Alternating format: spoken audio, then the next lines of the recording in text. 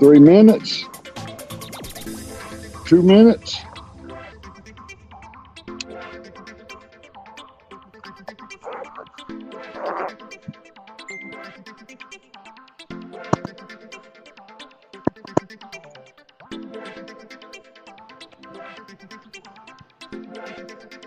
Oh, am I live?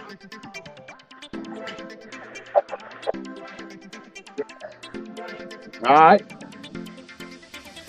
All right, everybody, welcome to our matchup of the year. The Swamp Donkeys versus Kusa Fish. Start time is going to be in about 2 minutes. Then we'll go ahead and go from there. Currently, we have Bobby and What's going on, everybody? we'll make it the best of it.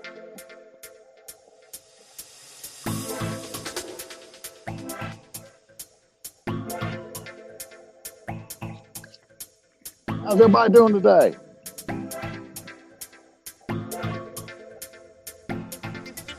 Well, we'll go ahead and give you. We got pretty much bluebird skies. We do have some clouds coming in. We got about a 8 to 10 mile an hour east northeast wind. So the end of the lake that I'm on right now has got some pretty decent rollers. I'm finally getting up into an area now where I'm going to start fishing at. It's a little calmer. So we're looking for a good day. And y'all stay tuned with us. We'll try to talk as much as we can through the day. Wind permitting anyway.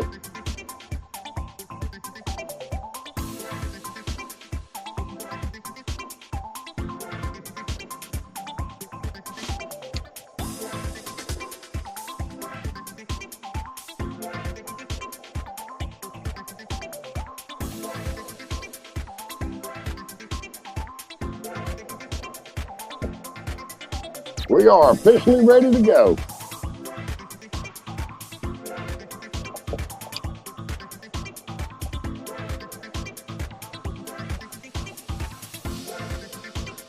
I know the last couple days, bite's been kind of slow. You there, Russ?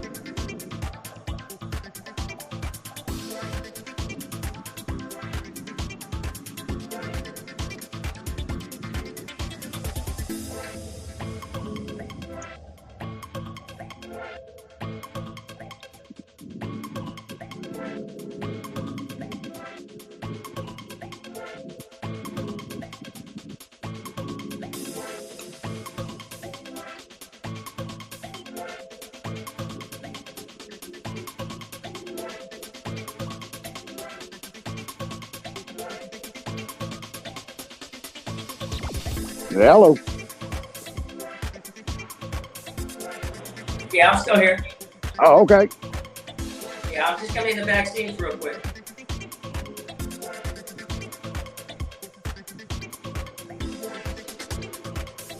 I'll play some music.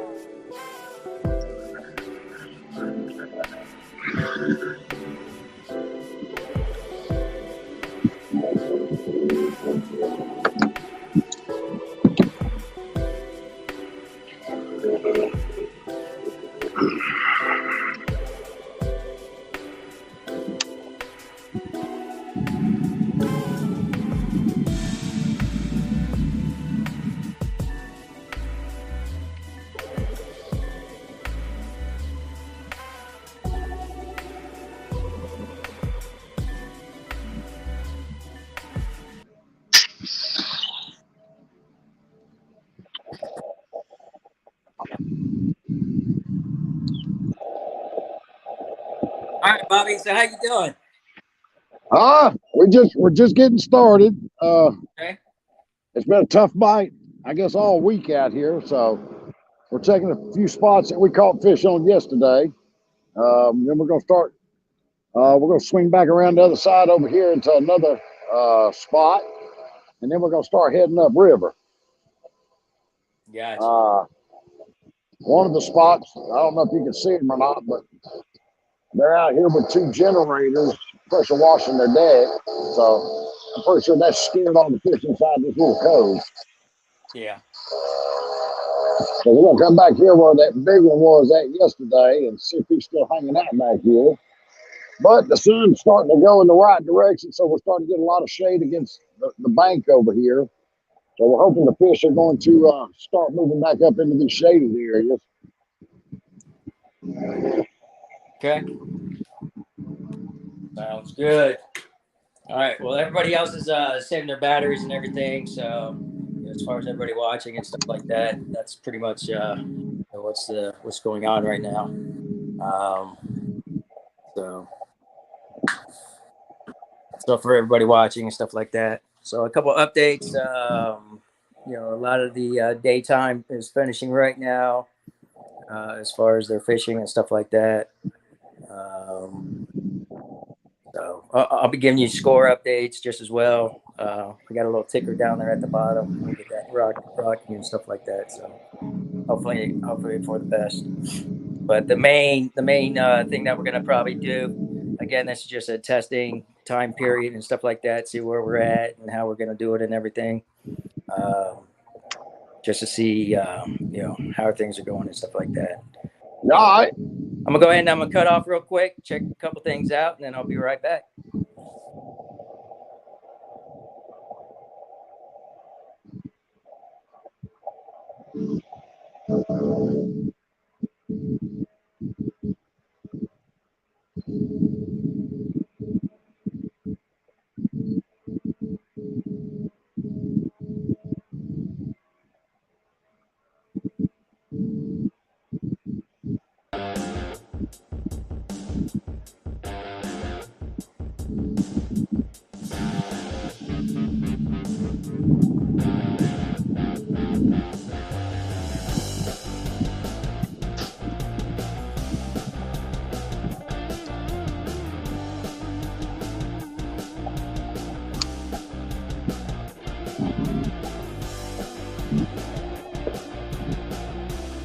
Oh.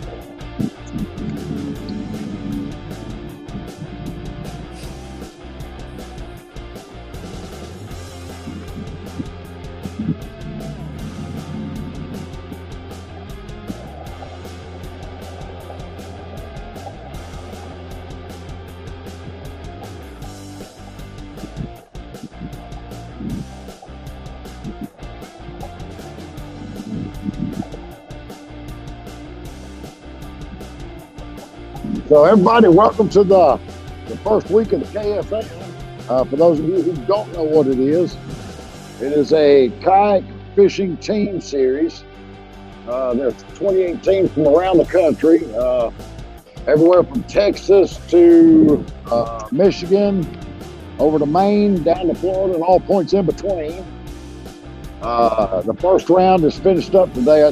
They got off the water at 1, or their time up at 1 o'clock. But this is a team event, so there's a total of 4 guys from each team on the water. So today is myself, Greg Thomas, Bob Brisky, and Richard White up here in beautiful Alabama, up here where we're at. And it's a total of 10 fish for the team. And that can be put up by all 4 anglers, or they can put up by 1 angler. Can put up all 10 fish.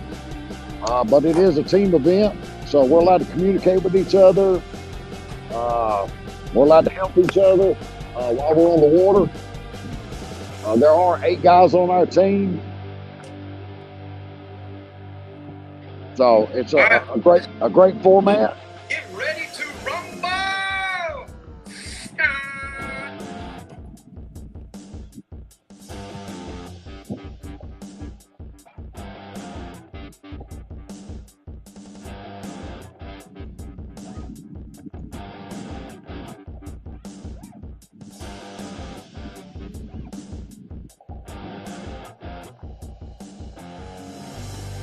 All right, so I'm back. For anybody that's watching, I want to give you guys a little update as far as scores today.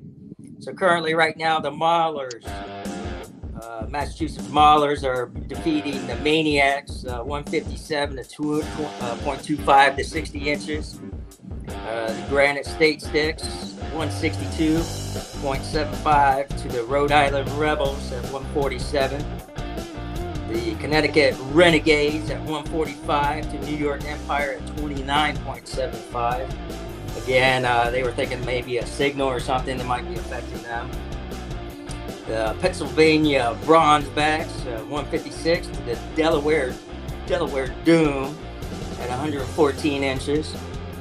The Motor City Ambassadors are beating the Washington Warhawks 169.25 to 167.75. That's kind of a shocker there. Anyways, next one's going to be in Indianapolis Knights versus the Tennessee Shiners. The Shiners, again, all of them, majority of them are doing the live event at the Hobie Boss or the Tennessee Hammer competition down there in Tennessee. Anyways, it's 181.5 to 161.75. So again, they're definitely showing out. You got the Florida Copperheads versus the Deep South Krakens. 204.25 to 136.25. So it's a tough lake. Weather conditions are tough. We understand that right now.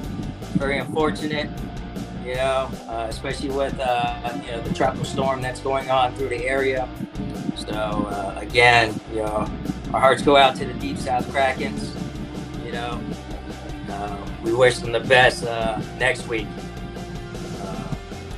But from what I've been told is that Chris Mitchell will not be fishing next week. So that could be a positive note for at least the Swamp Donkeys. Anyways, moving right along, the Alabama Hammers against the Tar Heel Lunkers, 161.75 to 100.5. The Norfolk Privateers headed down to Carolina Casters. Currently, the Casters are at 177.5 to 144.25. And then the Southern Slayers rolled out to Palmetto Punishers. And currently, the Palmetto Punishers is punishing the Southern Slayers to 162 to 125.75. And then the last one, which is started a little bit late due to Central Time, which was the Lone Star Bandits, currently over the Louisiana Hurricanes. Individually, for the fantasy people, John Fox is currently at 192.25 out of his 10 fish. He's caught a 23.5, 23, 21.75, 20.75, 20 inches, 18, 17.5, 16.25, 16, and 15.5. That's a record day right there. Eric Siddiqui is currently at 146 inches. Corey Dryers at 142. And Sherman Bishop is fourth place with John Fiera. He's currently in fifth. So again, definitely a great show out today as far as all these sticks. Again, now it's our turn just as well. And that's where we sit as far as the scores. So we'll leave it at that. So what do you think about those scores there, Bobby? There's been some big fish caught down in Florida today. Yeah. Sounds like there's been some big fish caught up in the Carolinas today, or a lot of fish at that on top of it. Yeah. Well, we'll be down there next week. I mean, the Krakens, they came out, they caught a 22. Chris caught a 19. He caught that earlier in the morning. But, like I said, John is just killing the bass today. There's no denial there. Sherman Bishop, John, they were just killing it. They definitely put on a show today. Yeah, there's no denial there. So, but now it's our turn, So as far as the weather, I mean, was there a front that came through a couple days ago? I think that's what I heard. I think a front did come through. I didn't get up here until yesterday afternoon, so I only got a couple hours on the water. But in those couple hours, I did catch fish. So we're going to try to see if that same pattern kind of holds up today. But it is absolutely beautiful out here today. Yeah. Well, the other thing that I heard is that there was a 100-boat tournament that came out. Coming out of the state park or the city park. There was 100 boats. Talked to a couple people yesterday. They've been a 100-boat tournament here for the last for the last 4 weekends. Gotcha. Okay. And then what type of water are we looking at right now? We are looking Murky. at very stained, murky water.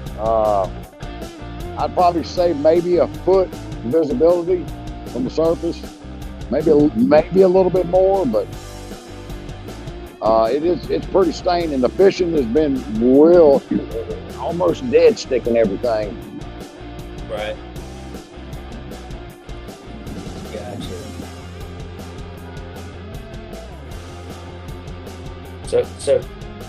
So tell us about you. Tell us about who Bobby Morin is. Live up in North. Oh, hold on, man.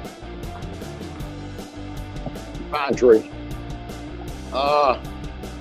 Spent the last quite a few years down in Florida. Met my wife, Meg, 27 years ago down in Florida, and we finally got married back in 2000. Been married since, so 22 years now. Got two sons, Chris and Cody, and a daughter named Christy, who lives out in Oklahoma. My oldest son lives in up here in North Georgia as well, and my youngest son still lives down in Florida. Got out of law enforcement finally, staying out of it. Found me a job now that works me Monday through Thursday, which now opens up all my fishing again. So we're getting ready to get back at it hard. But other than that, just enjoy doing this. I've got a brand called Legacy Bound Outdoors. And what it's for is to get people off of their computers, out from in front of their TVs, and get people back out doing what we've done for generations and generations, and that's being outdoors and enjoying Mother Nature. So, other than that, that's about me in a nutshell. So what about when did you start kayak fishing? I started kayak fishing 2019. I think it was March of 2019. A good friend of mine, Brundle, was doing a live show with Scott Butcher on the way in, and Derek was telling his story, and it kind of hit home with me because Derek is a cancer survivor, and my wife is a breast cancer survivor. So it kind of hit home with me. So I kind of reached out to him once the show was over, and we talked, and he actually talked me into getting my first kayak and to get into this. And, I've loved it ever since. And then what do you think your best accomplishment so far in kayak fishing has been? My best accomplishment, I would have to say, would have been I was fishing a KBBT event down on Kenansville Lake in Florida, and I had a bad day the day before. Ended up getting to get a second shot at it on Sunday, and I found this little small area amongst all the mats, almost about the size of a basketball court. And inside of about 2 hours, I put 110 inches up on the board and 5 fish. It's pretty good. Biggest fish was really 25 and a quarter, 25 and a half. Smallest fish was a 20 inch. Gotcha. Okay. So that's one of them memorable days that'll go down with me for as long as I live. I don't know if it's possible to have another 110 inch day like that. If it is, we're gonna find it. Where do you see our team going this year? We've got our side of the conference. We got a tough road ahead of us, just like everybody else over on our side does. We got some awesome teams we're gonna have to face this year. I've got some big names on those teams. But we got big names on this team. A lot of the people haven't heard of some of these guys yet, but by the end of this season, they're going to know who these guys are.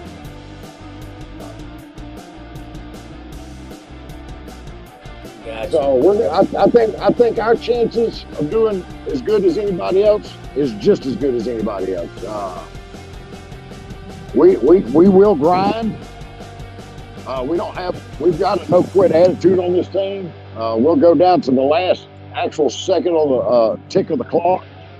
And that was noticed against the when we competed in a preseason match against the Copperheads, wasn't it? Yeah, we were what 70, 80 inches behind in the last 2 hours, I think it was. Yeah. And come back and was one upgrade away from winning that matchup. Copperheads, I think, beat us by 5 inches. I think it was 6 inches, somewhere in that neighborhood. Yeah, that was a good matchup, and then good camaraderie. Yeah, absolutely. Yeah. Great guys on that team. I know all of them. Most all of us know all those guys.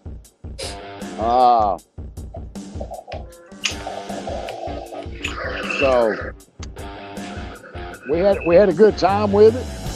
It was the first time our team had actually been on the water together with all of us out at one time. I think we were one man down that couldn't make it, so I think it was. I think maybe both teams were one man down. But the Copperheads, they did get us by 5 inches. Nobody else was. They were kind of expecting a blowout and didn't think we stood a chance, and we kept our nose to it to the last tick of that clock. And at the end of it, we were within 5 inches in 10 fish. Gotcha. So where do you see the strengths on the team as far as the type of fishing and stuff like that? Do you see us as a finesse fishing team? Do you see us as a power fishing team? Believe it or not, we've got a lot of diversity on this team. We've got a lot of people we've got people from up north. We've got people from the central part of the country.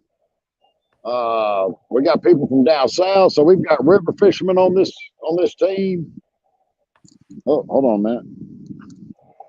Come on up. There you go. So we've got a lot of diversity and a lot of different talents amongst our players on this team that bring a lot to the table.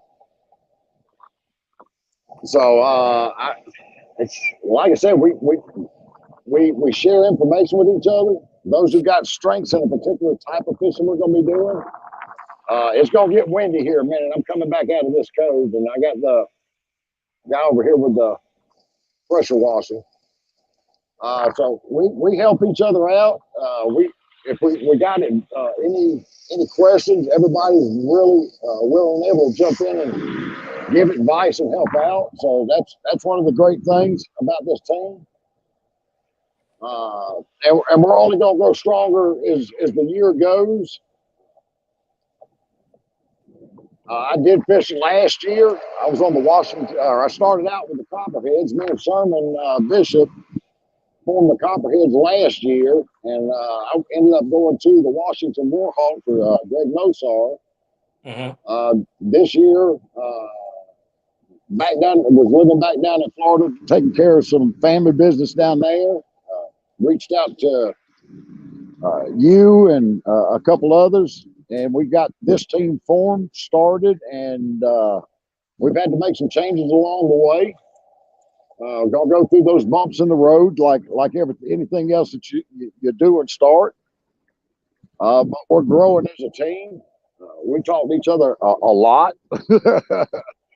Well, not to cut you off there, Bob, real quick, but Bob Brisky has put us on the board. So we are currently at 15 1/4 inches. So the Swamp Donkeys have kicked off their season on a positive note. So let's keep it going. All right. Sorry about that, but go ahead. Continue. That's all right. Just like I think if you talk to my wife and probably the rest of the wives with this team, they'd probably pretty much agree that we spend a lot of time talking on Messenger, the telephone, and everything else with each other. So that's only making our team stronger. And I just think it's going to continue to grow from there. We got a lot of great guys on this team. We got guys on this team to give the shirt off of your back. I know a lot of us reached out when Conrad had his accident with the Copperheads. a lot of us reached out to offer a helping hand as far as him being able to use boats, whatever he needed. All he had to do was let us know. I know. I think Christine Fisher from the Shiners sent him a care package. So that's one thing I love about the kayak community is everybody at the end of the day is going to help everybody else. Gotcha. Even though this is a team format, as far as the community itself goes, we've got each other's backs.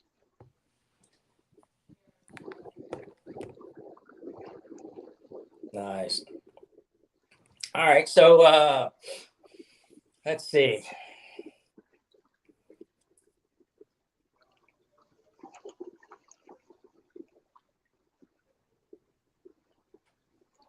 So what do you think the most challenging times that you've had so far this year, as far as with the exception of, you know, our little hiccup, you know, as far as, you know, maybe if somebody's like watching and wanting to purchase a team, you know, maybe later on down the road and stuff like that, what do you think the biggest let's say hurdles that you would have as far as, you know, owning I a would team say and stuff like I'd say the biggest hurdle of this format is getting everybody out of the I'm fishing for me mentality and getting them on board with the whole team aspect. That's pretty tough, and I know a lot of the other people would say the same thing. That's one of the hardest things you've got to the hurdle you got to get over is getting everybody knowing that this is not about me anymore. This is a team event, and uh, you know, some people you got to have a lot of moral and ethics doing this, especially if it's on home lakes that you normally fish. Yeah. Because people are, again, when you come to the team aspect of it, these people, if they've got honey holes, I guess as some of these people like to call it, they need to give up those honey holes, but they've got to have enough faith in the rest of their teammates. Hey, when we're fishing a solo event, don't come to my fishing spots. Yeah. No, So I definitely getting that team aspect down has been the biggest hurdle. I would agree on that. You know, I think you know, when we went out to you know, Headwaters, I think that was an eye awakening. I think for some, you know, as a whole. But I think you know, giving that information up beforehand, because you know, with us going out there pre-fishing and stuff like that, you know, it was a little bit different. But I think overall, with us going out there and, you know, giving that information out, it definitely worked out pretty good. So yeah, that's like I said, that's the biggest hurdle any team's gonna have is, I mean, you look at some of these teams and they've got some giant names in the kayak industry as far as fishing goes, and they're coming together as a team, and to get somebody to break that I'm fishing for me mentality and go into it, now I'm fishing for a team. So when you're having a bad day on the water as a solo fisherman, and you're out fishing a live event or something like that for yourself, and you have a bad day, just like anything else, usually it just gets worse as the day goes on. If you don't get that out of your head that, you know, I'm gonna fish until the end, I'm gonna grind this out. But at the end of the day, if I don't do what I need to do, then it's on me. With the whole team aspect of it, though, is I don't have to worry about that anymore. I yeah, got three other teammates out here that's got my back, just like I've got their backs. And if you're having a bad day, yeah, they call it fishing for a reason. There'd be no fun in it if it was called catching. So that's the big advantage of fishing as a team. I don't have to worry about getting stressed out fishing just for myself, because I know I got teammates that are going to be backing me up the same way. right. Well, what I'd like to do real quick is go over some of our sponsors. seeing as how, even though we don't have the other team involved on this, let's just go ahead and go over some of our sponsors. So I think our biggest sponsor that we've got is Teaser Outfitters.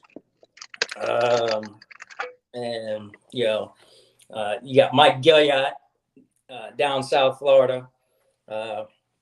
We reached out to him, and, ever since day one, he was more than welcome being on board. One of the things about teasers is that they're not more or less into the bass fishing or freshwater fishing, but they're more or less in the ocean, saltwater fishing. So if anybody ever gets an opportunity, definitely check them out at Teaser Outfitters.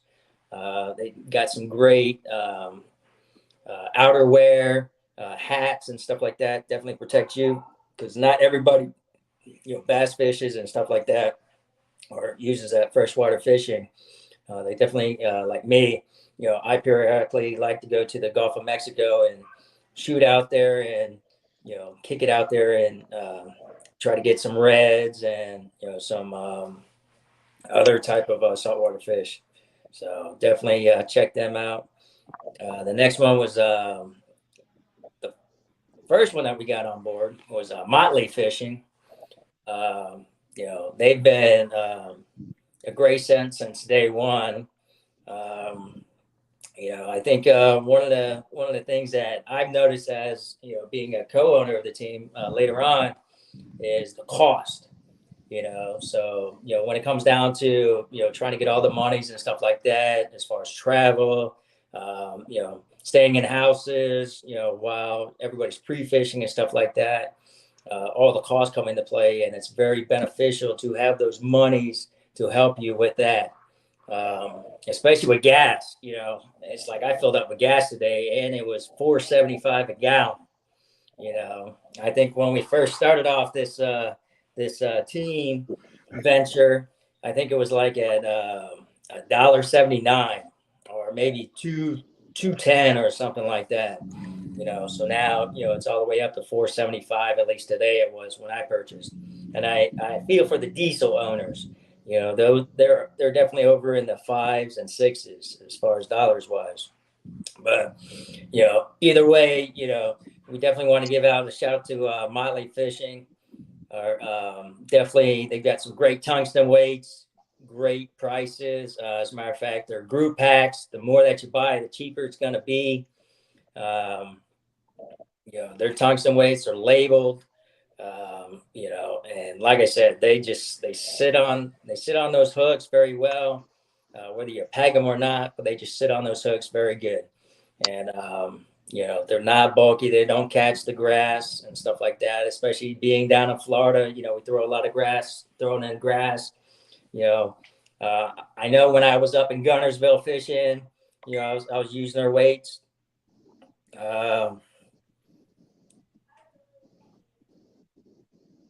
And the next thing I know is all those they were shooting right through the grass and everything. So hold on one second, I'll be right back with you. So go ahead and talk there, Bobby. All right. Go ahead and give your sponsors that you've got. All right, I got quite a few personal sponsors that I'll throw a shout out to. I'm on with Amped Outdoors. They also are a team sponsor, but I'm on his pro staff as well. Just picked up a regional spot with Duckett Rods. Just picked that up this week, so a big shout out to them. Let's see. Got Legacy Bound Outdoors, of course. I got Vector Hooks. Big shout out to Vector Hooks, JB&M. You want some good hooks? That's pretty much all I use is Vector Hooks. The process, I think it's a 9-stage process that they do with their hooks. And trust me, I've had several of them poke me in the fingers, in the foot and everything else. So big shout out to Vector Hooks. Shout out to, again, Motley. I'm starting to use his tungstens now, so I'm on his pro staff. Let's see who else we got. We're kind of changing up things a little bit this year, but we're going to give a shout out to Smith Outdoors. They're up out of Cleveland, Georgia. He's the one that's going to start making all my plastics for me. So big shout out to them. If you ever get up in the Cleveland, Georgia area, go check them out. All right, so I'm back. Sorry to cut you off, but anyways, let's go back to our sponsors for the team. So we got Amped Outdoors, right? Yep. Okay, so they just came on board right at the end. I don't know if you had put that out there, but yeah, they have just come on board. We're happy to have them for great batteries and stuff like that. Customer service is definitely there. Very beneficial as far as as a matter of fact, I just ordered a 60 amp battery for my Panoptic, my Garmin. 12-inch screen. So, I just reached out, 2 days ago, and I'm going to have it Tuesday. So I'm excited about that. Just putting everything all together, it was just like overnight, it all happened. So we're happy to have them on board. We have the Kennedy Trust. I appreciate everything that they've invested as far as the team and stuff like that. They're not a business, it's just more or less them, helping us out and trying to get where we need to be as a whole. The next one would be Six Sticks Plastics. Great bait, when it comes down to it. I've been using Six Sticks Plastics, as a matter of fact, I'll be using that when it comes to our next week against the Krakens, on a particular lake. I've got my, particular bait already set up and everything. And, there's no denial there that I'll definitely be utilizing the bait that they make, Jeff Flinton makes, but definitely appreciate everything that they've done on as far as a partnership. The next one is going to be Catch Boards. We appreciate everything that they've done as far as designing or helping us design our board. We have unique boards to where we have the Swamp Donkey on the inside bump board. And then we got the KFL on the outside with our individual names and everything and numbers on the top. So, we appreciate everything that they've done for that with Catch. The next one's going to be On the Water Innovations. Denny Romero. We can't thank him enough for, great trailers. I remember running into getting ready to retire out of the military roughly about let's see, I came back to Florida probably about a year and a half ago and reached out to him, said, hey, I need a trailer. Can you get it done in 2 weeks? He's like, yeah. Pay for the trailer. I was in Tennessee at the time. He was in North Carolina. I said, all right, well, I've got to give some training in Knoxville. I'll drive out there and pick it up. Drove out to his house, picked it up, called him up, probably about 5 days beforehand and say, hey, will it be done earlier? And lo and behold, it was earlier and bam, it was done. So definitely need to check out On the Water Innovations trailers. I can say when I was doing the Eufaula tournament, Hobie Boss Eufaula, I had a deer decide he was going to miss my truck, but run right into my trailer. No structural damage, which was awesome. Unfortunately, the deer didn't make it, but no structural damage and everything like that. But got everything replaced and everything like that. So again, strong, durable trailers as a whole. So again, thank you for On the Water Innovations. What other ones do you think of right now? Let's see, you got Teasers, Motley, On the Water.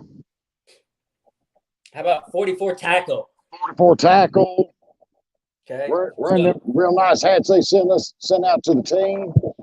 So So the whole 44 team's wearing them tackle. out here today.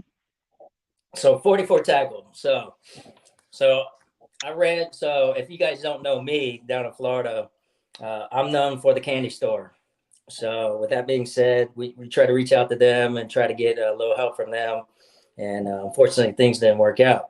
So Bob Brisky, he went in and got with his buddies out in 44 tackle, and they have hooked us up. So again, we want to shoot them out with 44 tackle.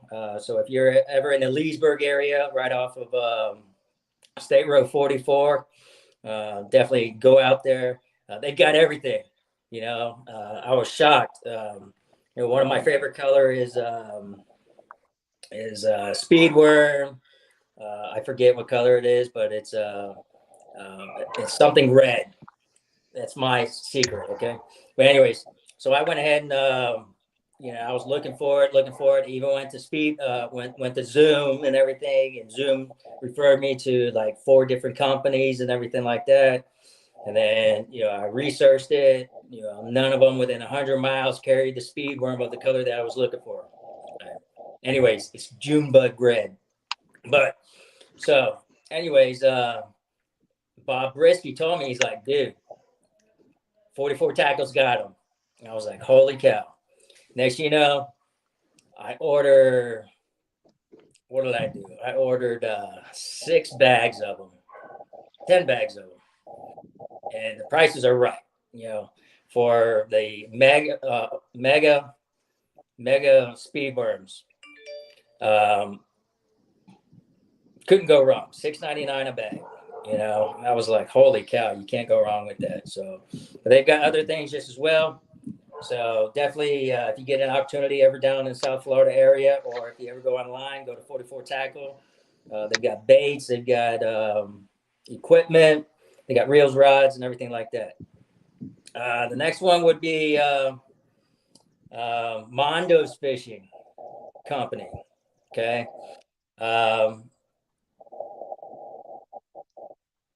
Great company as far as helping us out, So I met up with the owner of Mondo's. I had another Hobie that was just collecting dust and everything. So I was like, okay, I'll go ahead and sell it. It was a Pro Angler 14. So he does it online with Amazon for Mondo's Fishing. And I was like, okay, so what do you sell? So he sells everything as far as poles with arc fishing, baits and stuff like that. So if you're definitely with arc and stuff like that, or like that particular company and stuff like that, definitely want to reach out to Mondo's. Great owner, and like I said, Mondo's Mondos Fishing Company. Okay, they'll definitely help you. All right. And then the last company that we've got is One Objective Fishing, bass fishing. One Objective Bass Fishing. So, anything that you need as far as whether it's their stuff, so a lot of people are getting, the front end trolling motors and stuff like that. So they've got attachments for the front end. They've got their own individual attachments as far as, comparable to yak gear and stuff like that. But definitely check them out as far as, equipment and etc. They sell everything with One Objective. So definitely want to check them out. We're happy to have them on board. They've been very beneficial to us. So anyways, that's a rundown as far as our sponsors. Again, we want to thank them for being on board. And we look forward to future partnerships with them, and then further endear,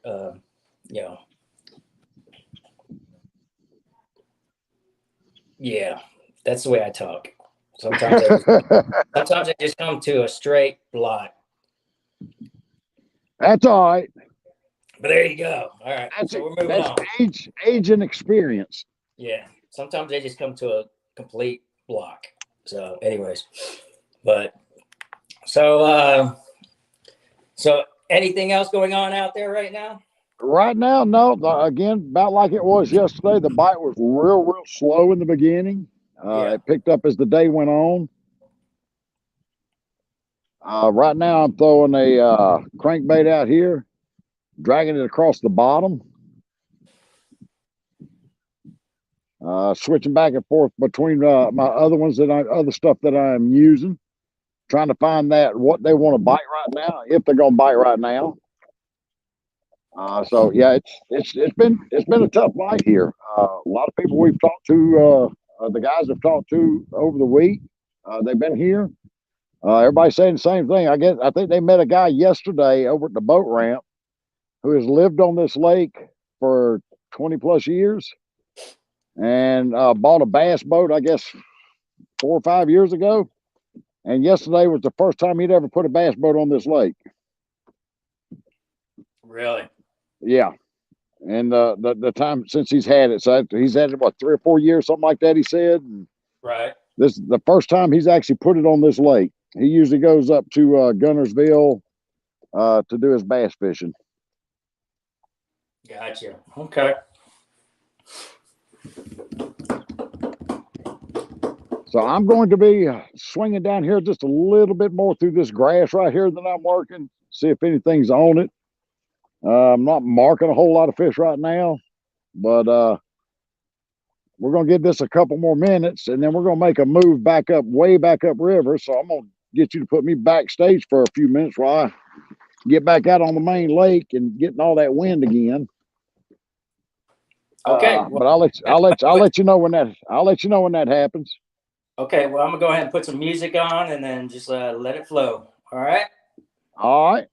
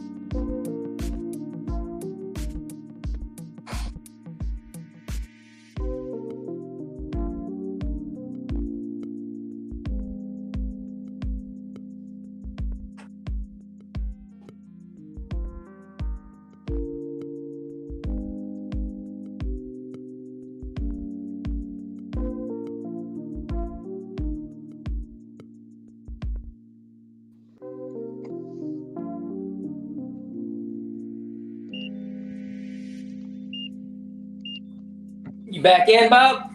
No, not yet. Oh, okay.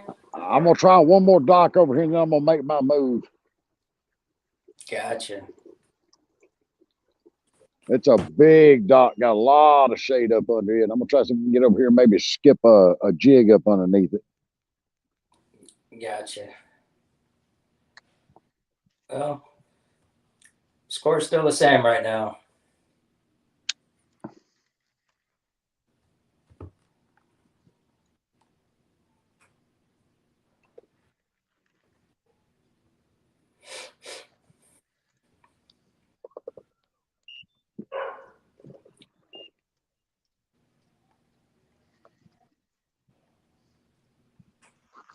Where's my jig? Where's my jig? Where's my jig? There's my jig.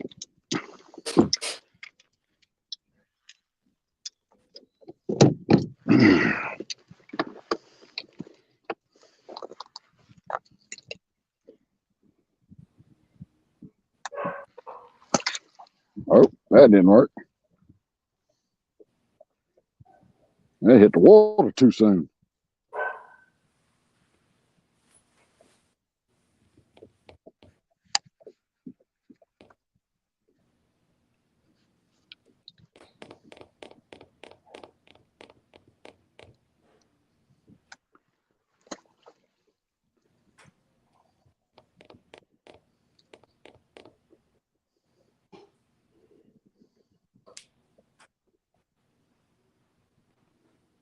Yeah, that spot that I'm going to, starting to work my way up, going to work my way up to. Mm-hmm. It's actually, believe it or not, it's an island submerged right in the middle of the river, and it's real long. It's got grass on that island, and off to the, I guess that would be maybe the east side of it. There's a creek bed channel that runs right down through it, and it drops down from 1 foot down into about 14 to 17 foot of water.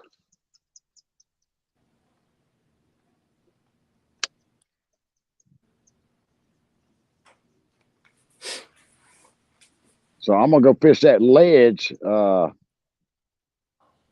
then as it gets later in the day, once that afternoon or that major bite starts, I'm hoping they're gonna move back up into that shallower grasses to feed.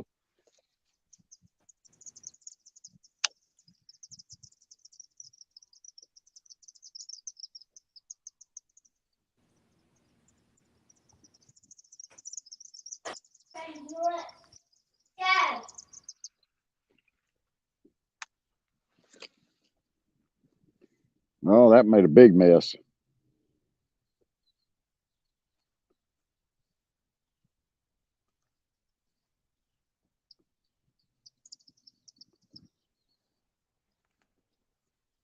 Yeah, my grandson's got a 7. He turned 7 yesterday, so we've got his birthday party today. Ah, okay. So I'm guessing at some point we're supposed to log into theirs today. They got somebody's going to be emceeing. yeah, I think that's around 4 o'clock.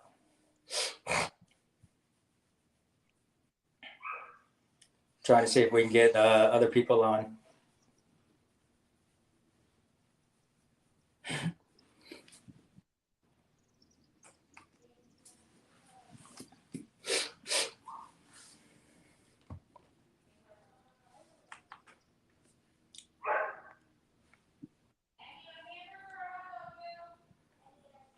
Yeah, I think next week the background is going to be a crime scene. Yeah. I'm gonna have a crime scene background. All right, come on. Where are you holding up at?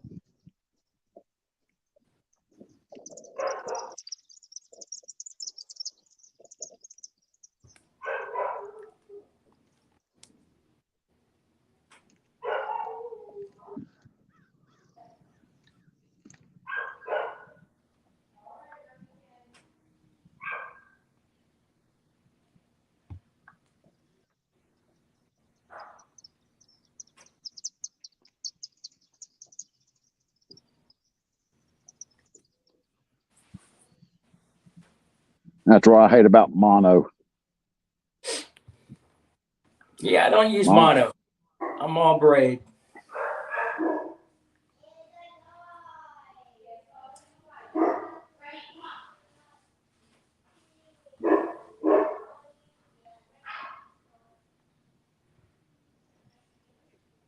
When it gets a bad nest, it's a bad nest. Yeah. It ties itself in knots and everything else.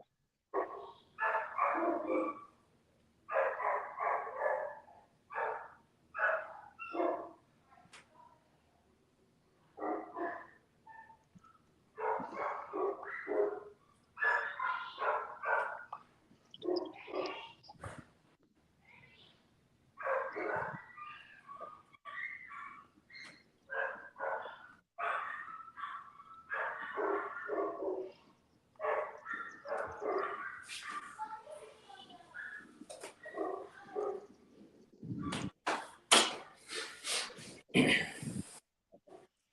might be a no win on this one. Oh yeah. Yeah, gonna have to cut that off. It's done wrapped under and got down inside the.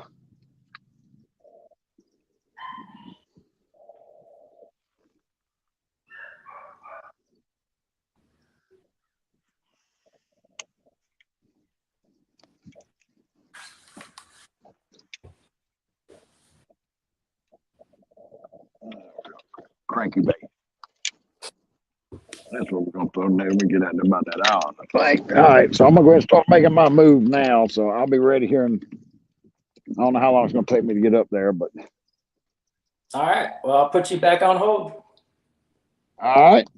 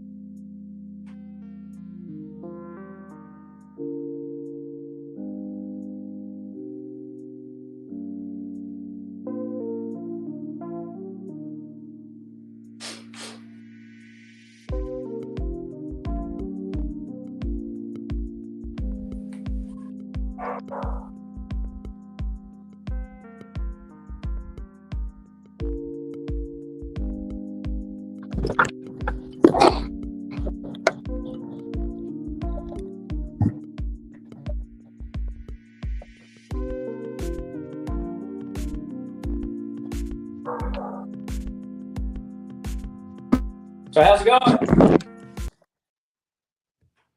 Slow. You got Very the first slow. one of the year, man. Congratulations. Thanks. Still been super slow. What's that? One bite. Said one bite so far. That was it. Yeah. I think I had something today, but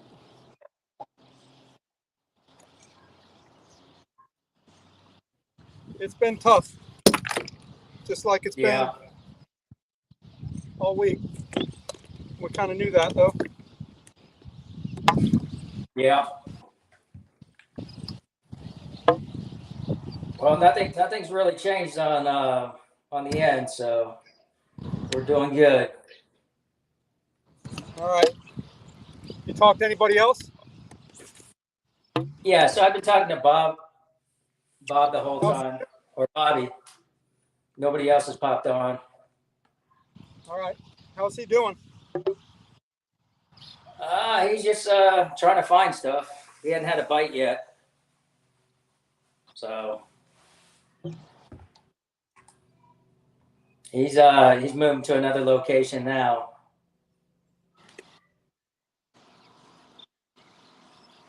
Yeah, it's the only thing consistent about this place is it's a world-class fishery. That's all I'll say. Yeah.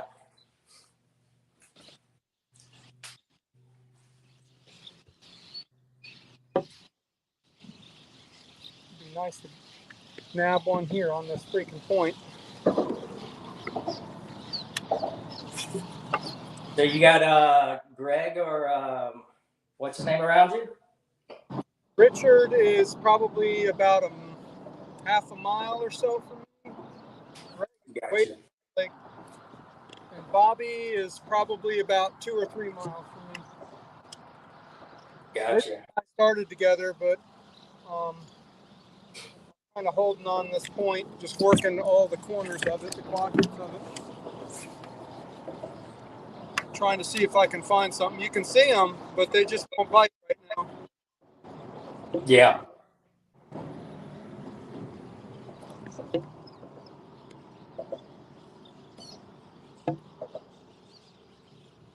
You still there or no? Yeah, I'm still here. No, I'm gonna be here all day. So what got you into KFL? Oh, I kind of followed last year as a fan, and then some friends, being one of them. I was invited to the Swamp Donkeys, and I mean it's been a lot of fun. I mean, obviously this is my first game in KFL. Yeah. You know, this week has been fun. This is why the guys and I were talking about it on the dock last night. The fellowship. Sorry if it's loud with the damn highway behind me, but what we got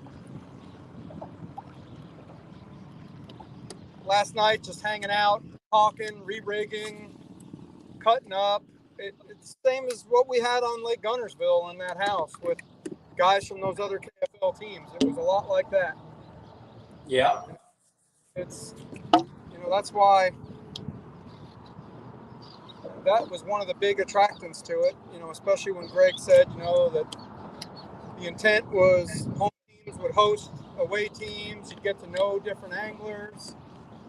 Obviously, you're going to learn different lakes. I mean, they put us on Neely Henry. It's kind of a strategic decision on their part, I suppose. It's a real tough fishery. It's been tough already. We've been on fish, thankfully, but I mean, you do it for the guys, for the fellowship, and to compete as a team. It's a different kind of format. Long-winded answer, but that's it. Oh, that's fine. So how long you been kayak fishing? I have been kayak fishing seriously since early 2019. I had a Dick's Sporting Goods kayak that I used to fish in, and then I kind of stopped fishing in that, and I fished more with my dad in his boat, and I just beat the bank because that Dick's kayak, you sit in swamp water and you really couldn't stand up in it unless you wanted to flip a lot. And I don't mean flip like flipping. I mean flip like flipping out of your kayak and losing all your shit. Yeah. But so in 2019, I asked my wife if I could get with me getting fishing kayak. I was getting tired of fire ant bites, beating the bank, and she said yes. So I bought a Bonafide SS 127. I fished out of that boat for, I guess, about 2 years, and then I cracked it, and I got another Bonafide. And, Bonafide took care of it, so then I had 2 Bonafides. I cracked the second boat, and through some recommendations of teammates, again, Mr. Kennedy being one of them, I finally found my way to a Hobie, and man, I don't see myself looking back. Yeah, it's a great boat, isn't it? sure as hell is. It's like night and day different. The folks at Travel Country hooked us up. Thanks for that referral. I love this boat. So, Matter of fact, yeah, that was the first place I went to today. First time out of my house. Headed down there, get some supplies for my monitor. Unfortunately, they didn't have the supplies, so I had to order them from Ohio. did you graph already? What's that? Do you have the new graph? Yeah, I've got the graph. I just need to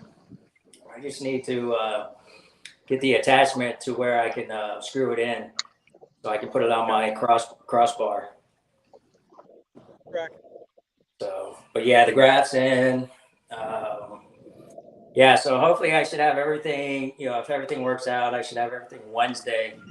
So it should be good to go come against the Krakens next weekend. Yeah, that's good. Yeah, Guys, I'll probably. for the whole wiring mount and everything. Yeah, so I haven't even started on that. I'll probably hit that come probably Tuesday when I get my battery and everything. Right. And then once I get everything all more or less drilled in as far as my cross beam and everything like that. Once I get all that stuff, then I'll just, get everything all hardwired. It shouldn't take that. I don't think it's going to be that hard. It should be fairly easy. But we'll see. Now that I got the Fisher, Yeah. Dude, I can't wait. Bob, you got yours hooked up?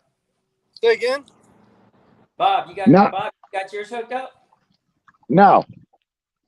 I'm still That's waiting right. on mine. That's right. You haven't gotten yours yet.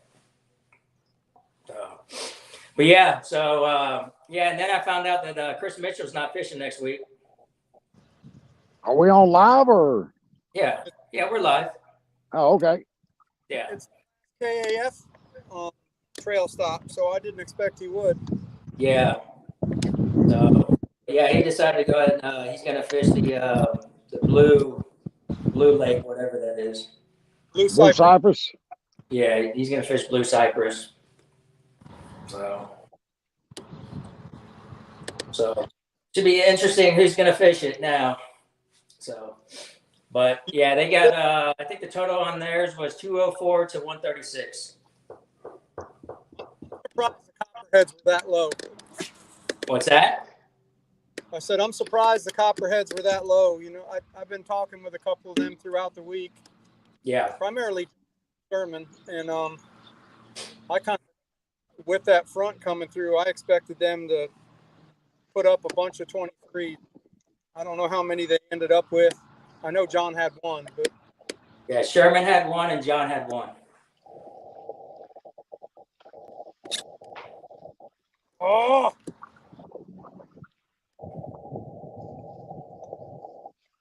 You got one? no. Oh, okay. But anyways, yeah. There's So a lot. it was a 23 3/4, 23 and a 22 by the Krakens.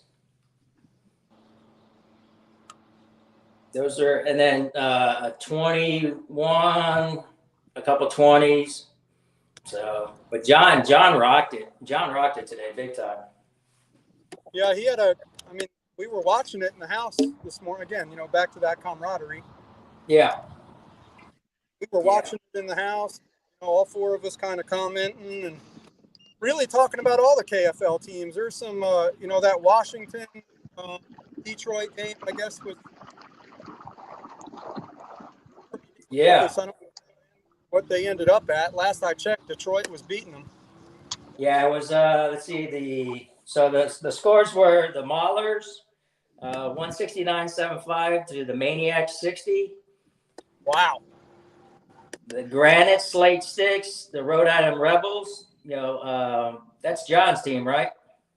Yeah, that's John's team. Yeah. Guy that we were in the house with, the Gunners. Yeah, 162 to 147. Who won? The Granite State Sticks. So John's team's lost. Then you had the New York Empire versus Connecticut Renegades. And New York Empire just, I don't know, signal or what, but it was 145 to 29 in 3/4. And then the shocker, holy cow, this is a big comeback. So the PA Bronzebacks, they were blowing out the Delaware Doom. Turns out Delaware Doom won 178 to 156. So they definitely came back. Motor City beat the Warhawks 169 to 169.25 to 167.75. Tennessee Shiners beat the Indianapolis Knights 184 to 161. Ooh, I guess they dropped the fish. I guess they DQ'd one of the fishes for the Copperheads. Because originally they were at 204, but now they're at 200.50.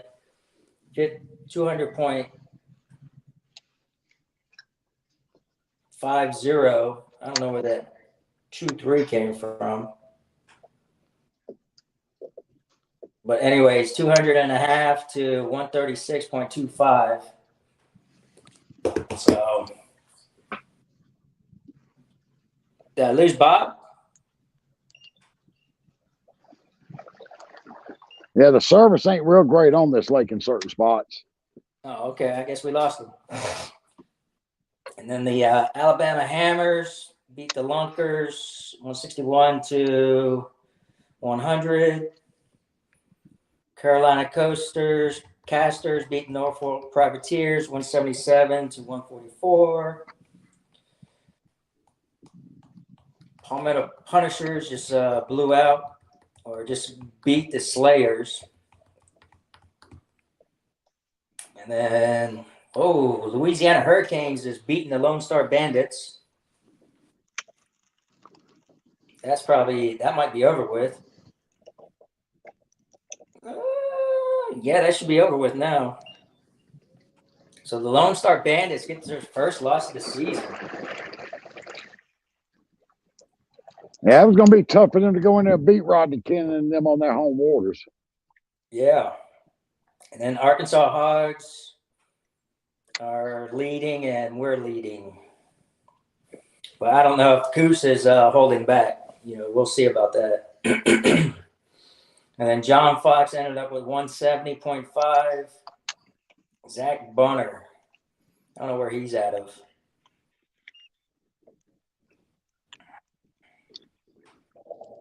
I guess he caught more fish. Yeah. I guess he caught one more fish than John.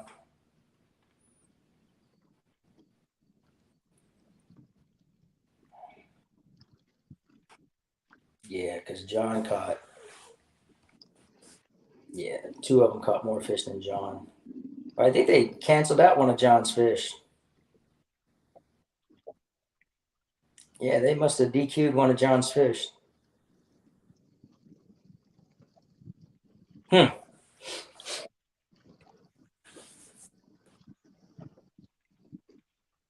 Yep, they sure did. That's hard to believe. Yeah.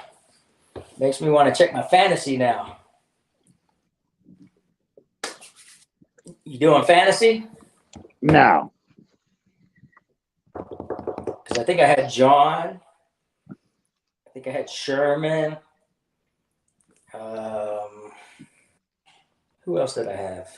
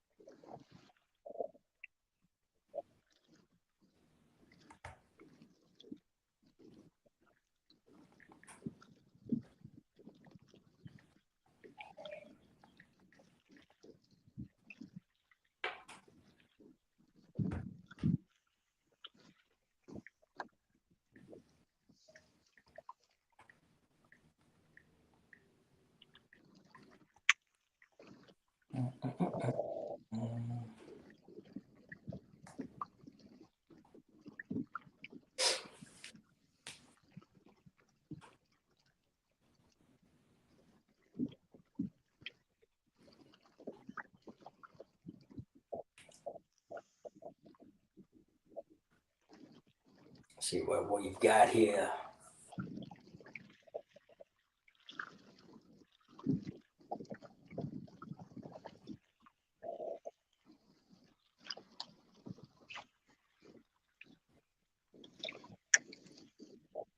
Where's D's rusty nuts?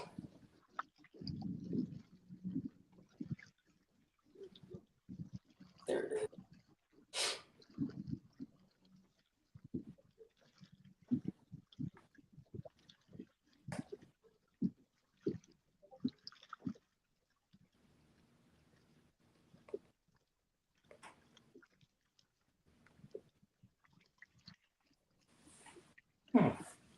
Now tell me what my week 1 is. Picks are hidden until week 1 is locked. I figured it'd be locked by now. Oh well. Guess we'll find out a little bit later. So any other bites? No, I had one little bite, and that was it. Okay. We're dragging it through this grass right now. I'm not sure what kind of grass it is, but this grass will probably pick up later in the day when that major bite starts, because the sun will be down a lot further, and the fish will move up there and chase the bait up into these these little grassy areas.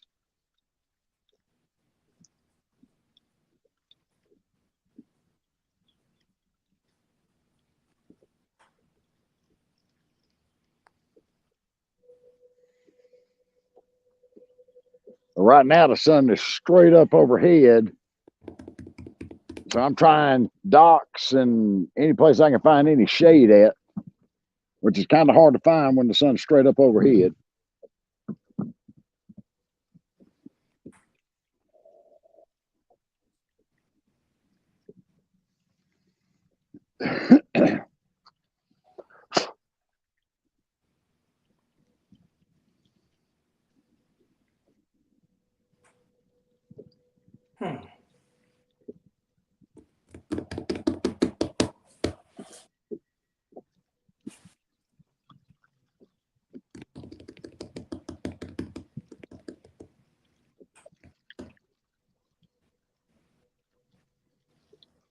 Oh, that was a nice bite. All I did was pull on it.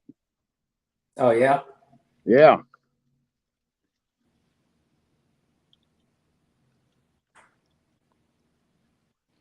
Oh, he might still be on it. There you go. He may be. I don't know. I can't tell. No, he ain't on it. He let go.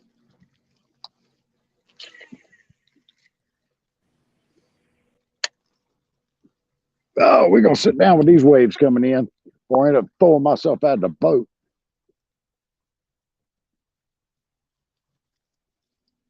But now I'm fishing in about 2.5, 3 feet of water. I'm kind of moving out a little bit and I'm going to start moving out a little bit further and get a little bit further out, maybe that 6 to 8 feet of water, and see if I can't start marking some more fish. I think they've kind of moved out deep at this point now in the heat of the day.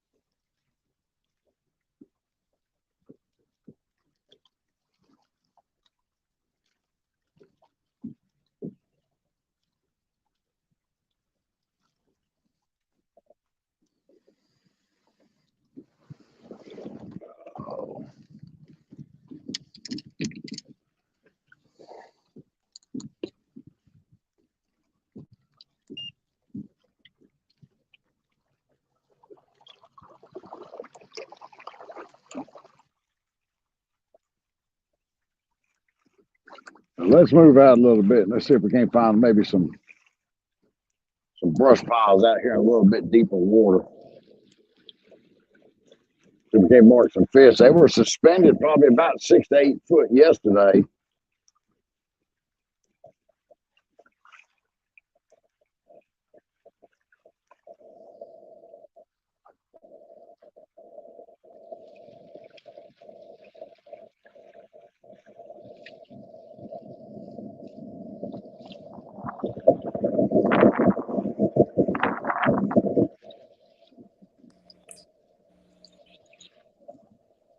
Somebody changed our background. You still on live, or you just got kind of music playing or something? No, we're live. All right, because it's getting ready to get windy. Okay, you're good. I got you if we need to change. Excuse me. Somebody changed our background and put the copperheads on there.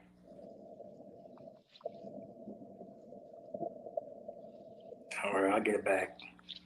There we go. We're back.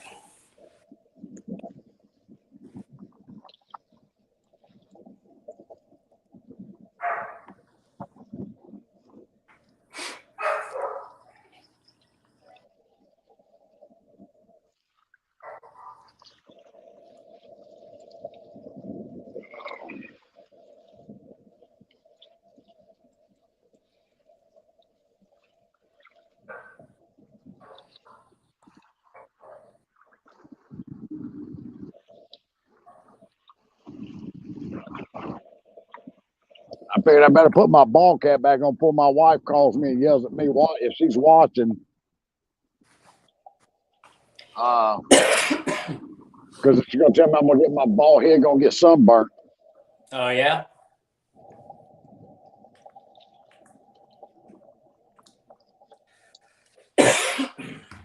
That was weird.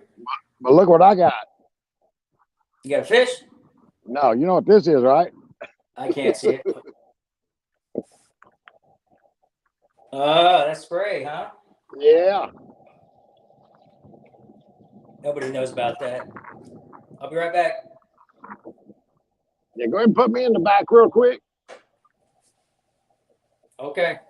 I'll talk until you come back, and then you can put me in the back real quick. I'll put you in the back.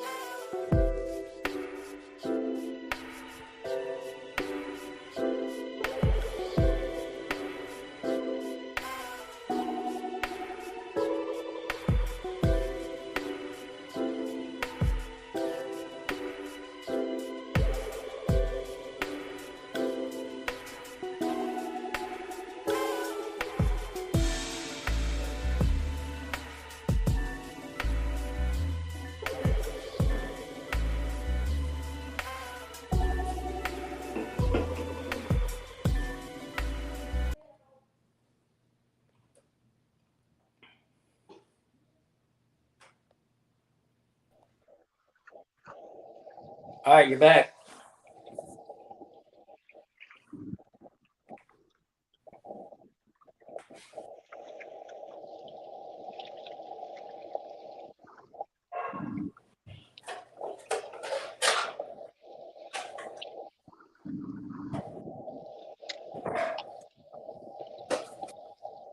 I got this awesome autism reel for my grandson. There's a big dip in the depth. There's one thing in it.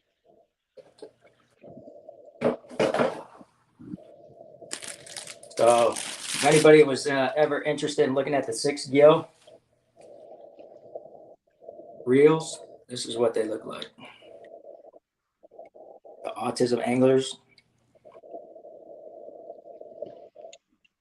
So if you guys didn't know, we partnered up with 6 gill, and these are the reels that, or we partnered up with autism anglers, and these are the reels that that you can purchase from 6 gill.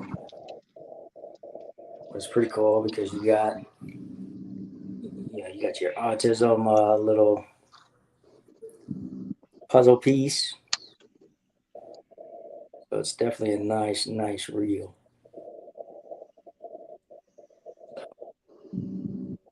that's one of my presents to them. And they've got a nice little autism angler logo there. It's pretty cool.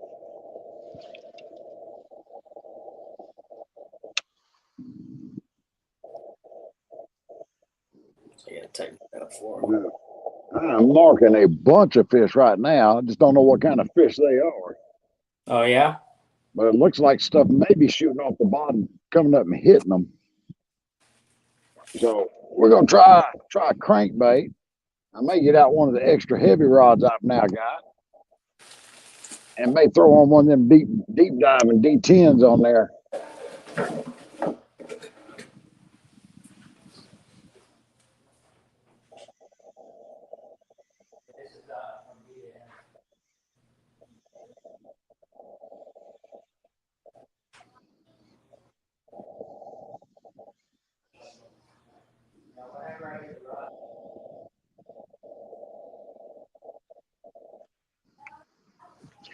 Yeah, but you got another rod that goes with that reel.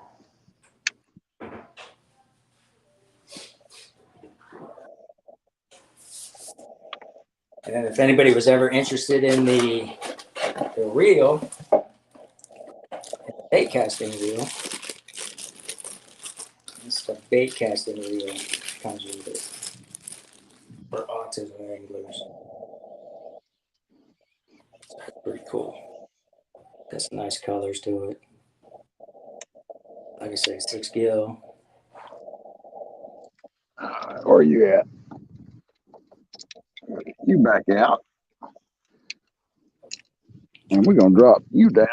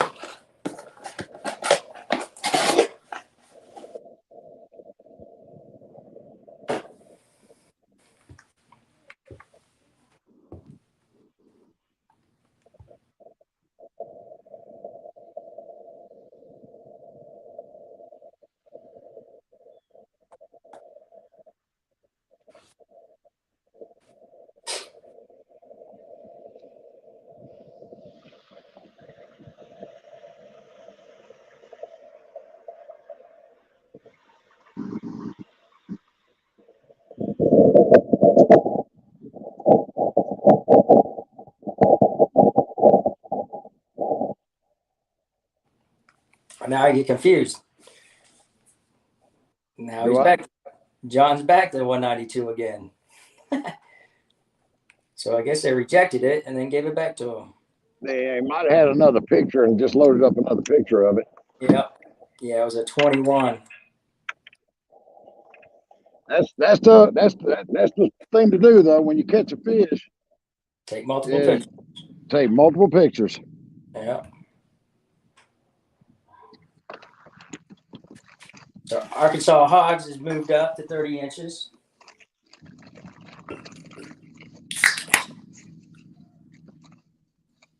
Oh, that sounds like the cracking open of a Coca-Cola. Oh, of course it is. Coke and a smile. Coke and a smile. Where you at? There you are. Another color we're gonna try.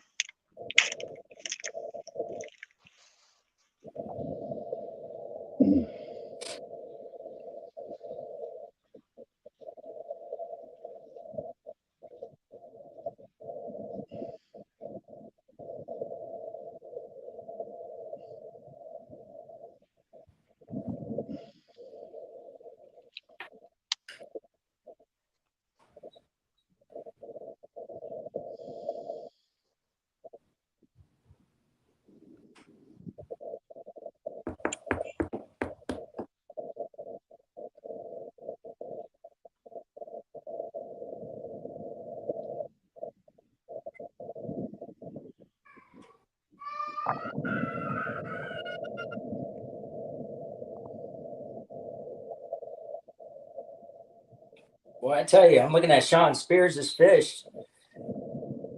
That sucker just spawned. Holy cow. Big one?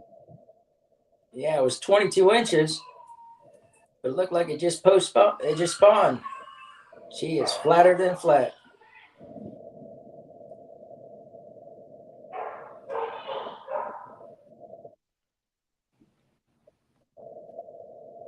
But they were all beat up.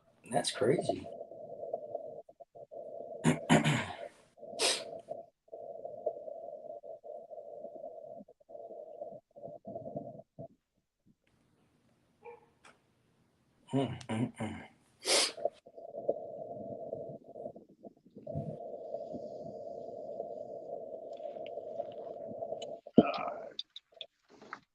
Let's get you back.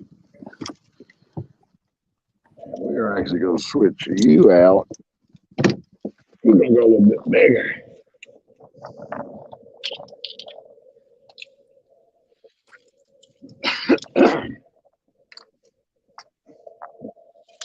Where you at? Where you at? This one. Of course, it's going to be the box on the bottom.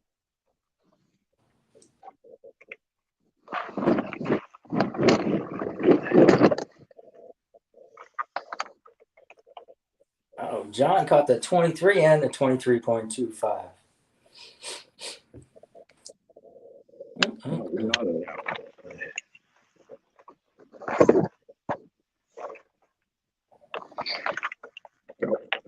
One does. On the other side.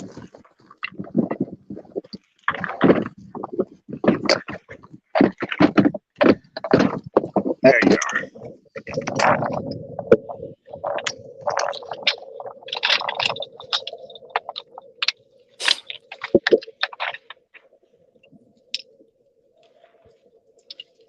Something we can get a little bit deeper with.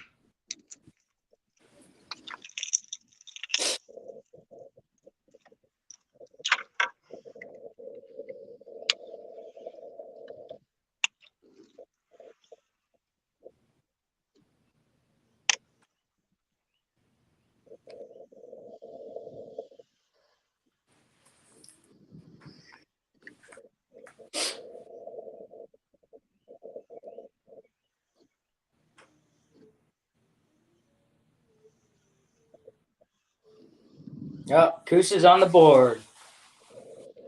What they got? 14 and a quarter.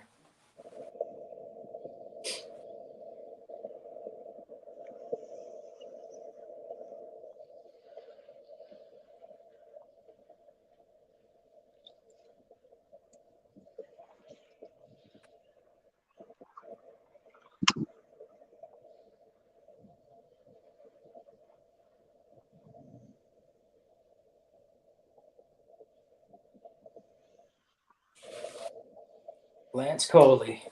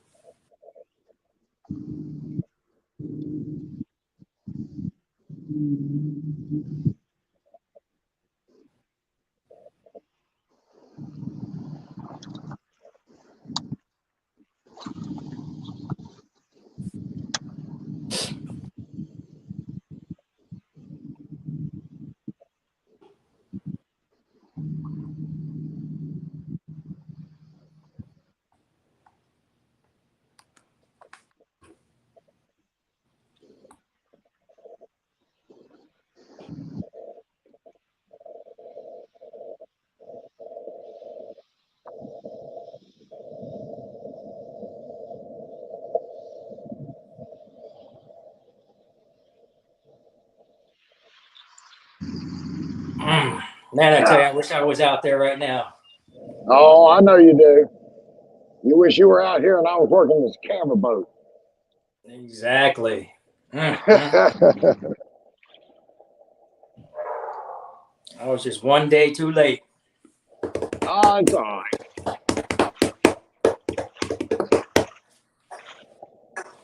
I'm just gonna make it up next week. Yes, sir. There'll be hammered down time next week too. Yep.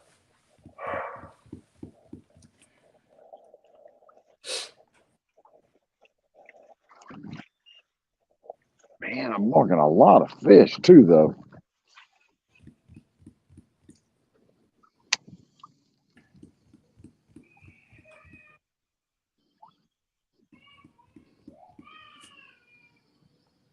Somebody's upset. Yeah, that's my my youngest baby grandson.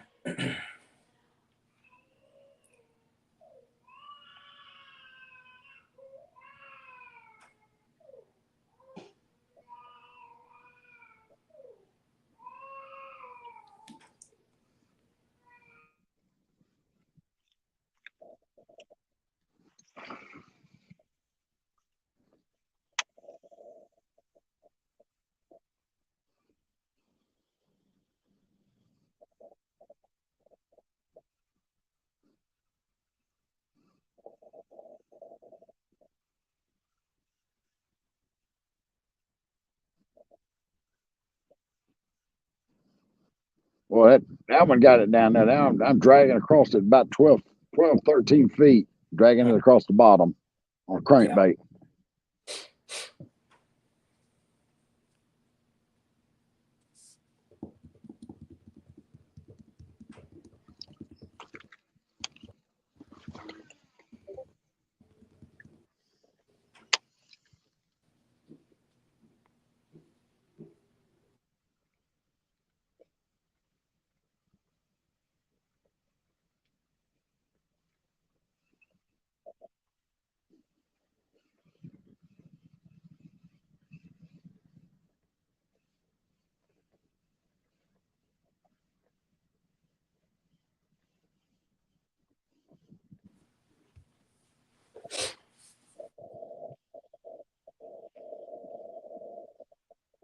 Feels like there's rocks on the bottom.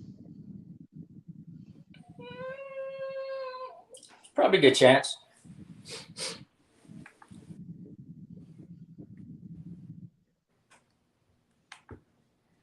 And that grandbaby gonna come in and say, "Papa, Grandma Bacon messing with me." Nope. Not today.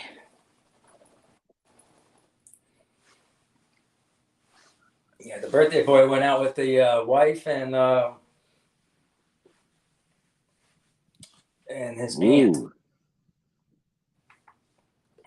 So he got all the fun.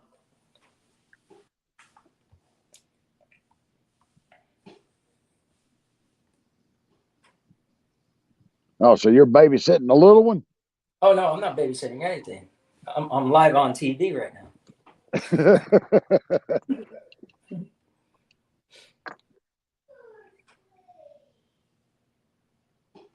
I am right where I'm at.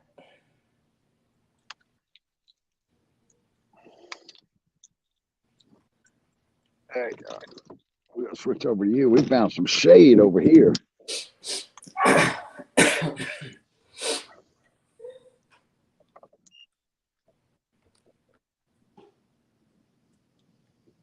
Finally, that sun's moving over. Yeah. It's moving over far enough now towards the west that now it's starting to shade my bank that I've been working. Oh, okay.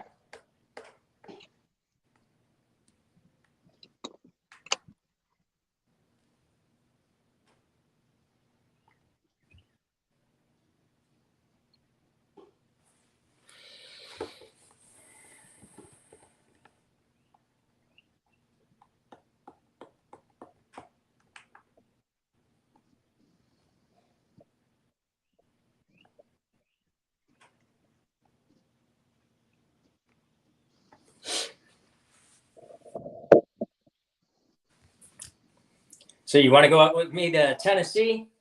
Do Percy Priest? Do what? You want to fish with me on Percy Priest? What is that? It's a tournament. I've never even heard of it. Oh, Kusa just took the lead, 31. That's all right. Yep, still early. Oh, way early.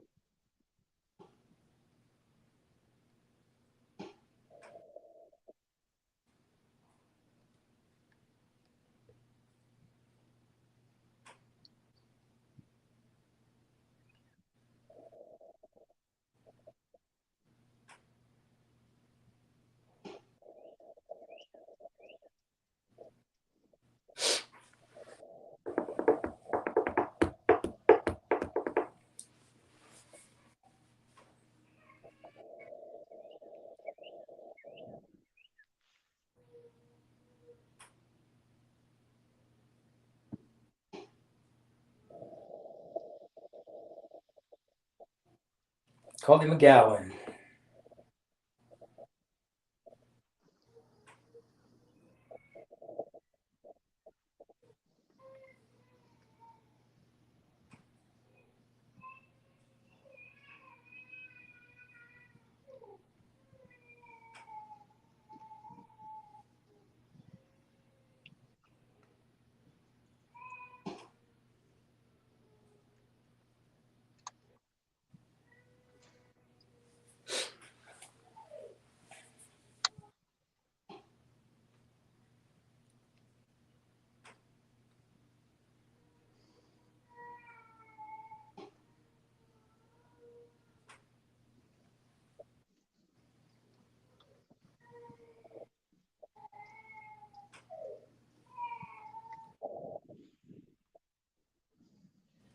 Baby's crying, huh?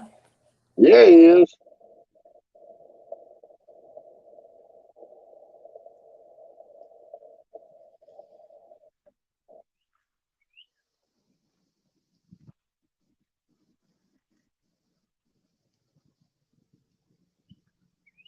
He is not happy.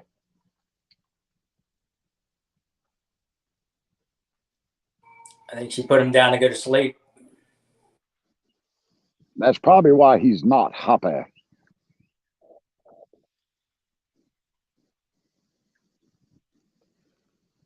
Where'd he go?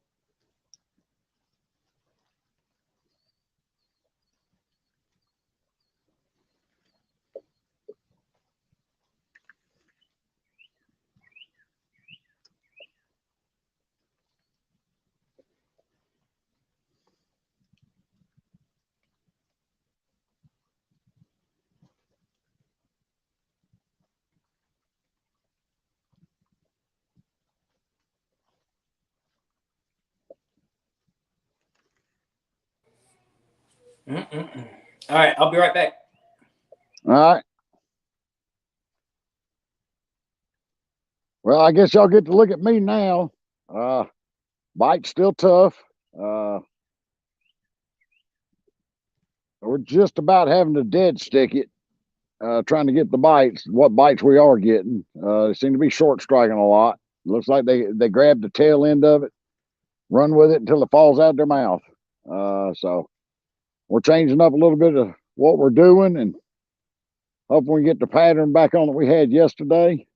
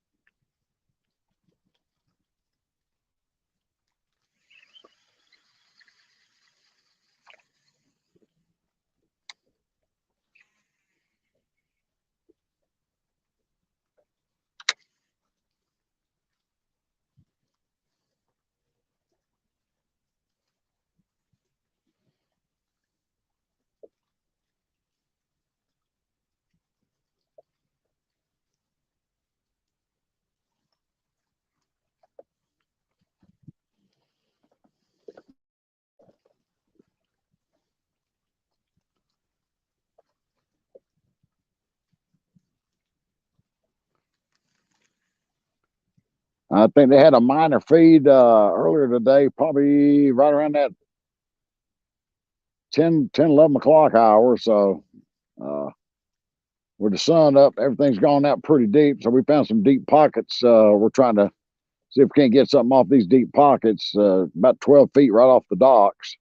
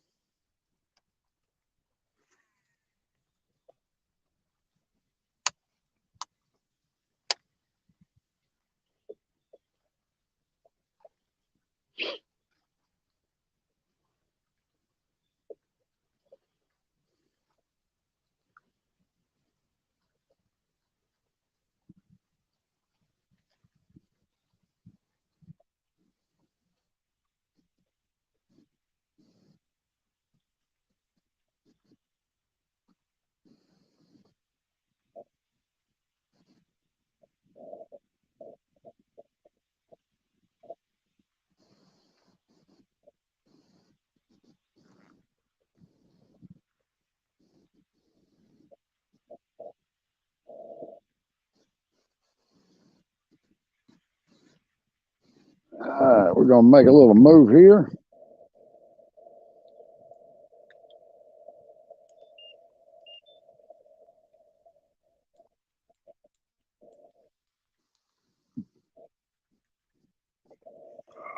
Sit back down. We don't want to fall out the boat.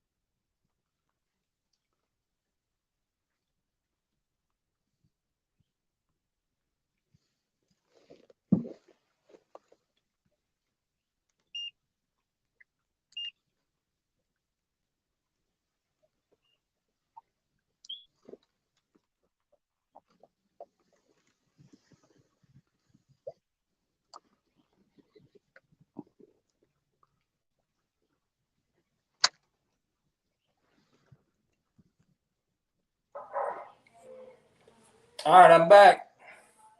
I'm still here.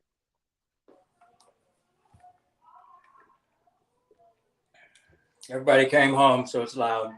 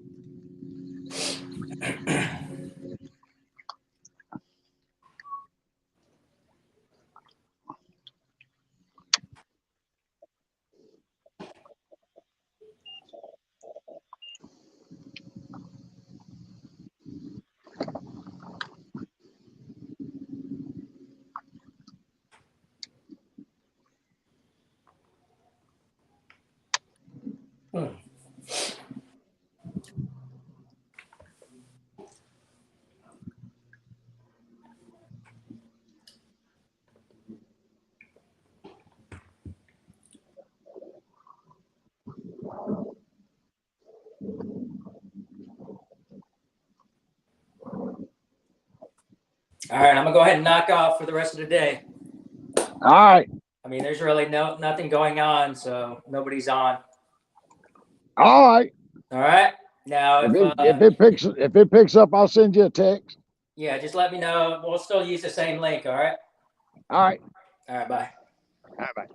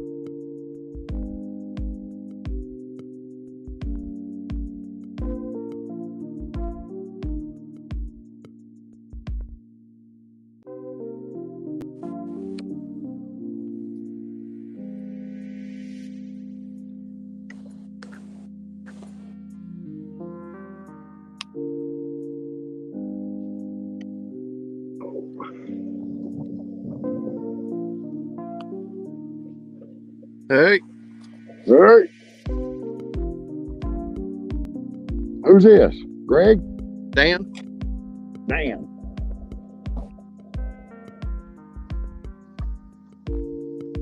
Oh, I've been moved in.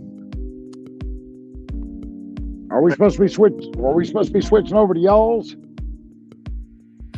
I don't know. You were sitting at the green. Oh, okay. Okay, this Dan who now? Dan Perry, Kingfishers. What's going on, Daniel? What's up, dude? Oh, nothing. Out here fighting all the personal watercraft. Yeah.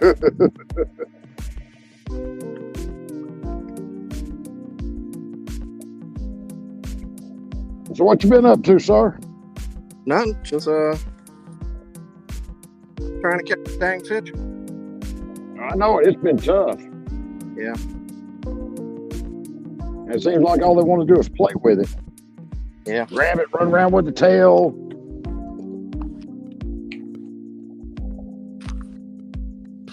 And then spit it back out when you try to set the hook on it.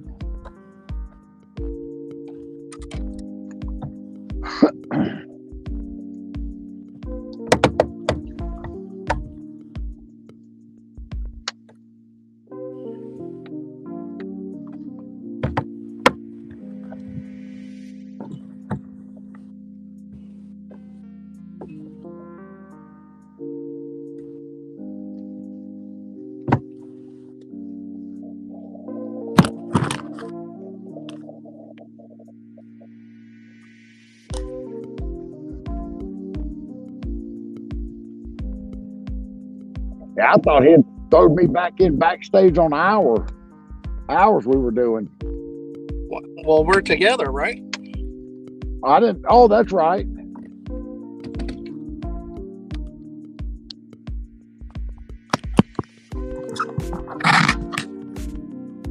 Yeah, we've been on since the start of it. Oh, really? Okay.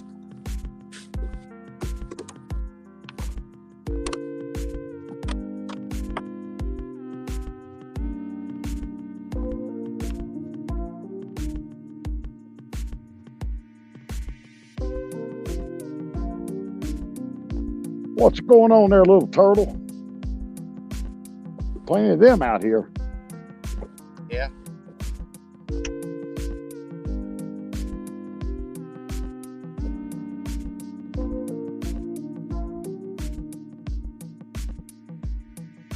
I did finally catch a fish, all 10 inches of it. Yeah, I've caught 3, but they've all been too small.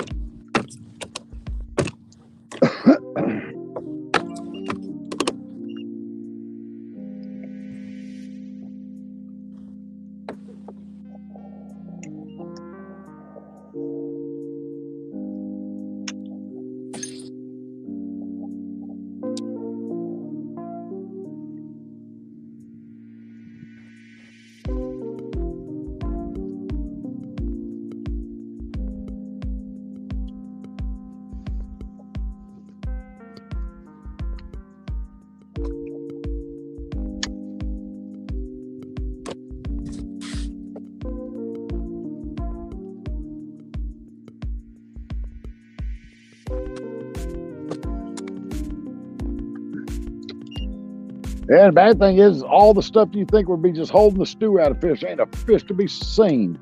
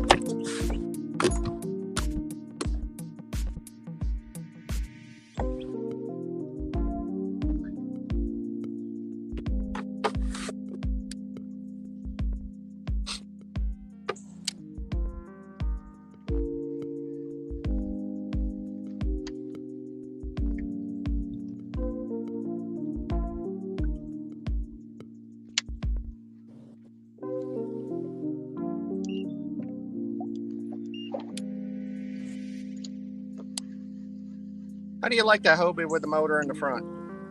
I love it. I get about 4.2 to 4.5 speed out of it. Yeah. Do you have any problems with water coming in your rod holders? Your rod tubes? I get that gurgling noise every once in a while, so I'm guessing that's what it is. I don't know how it's getting in there. Yeah.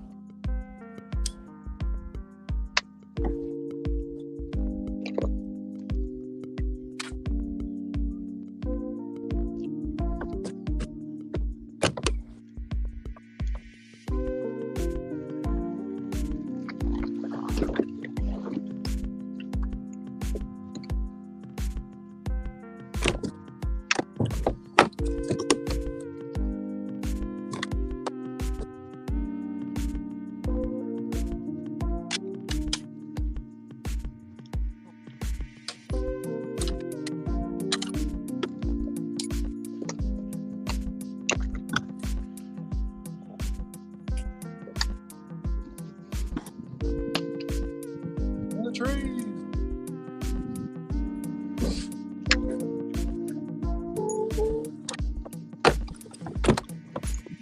Oh.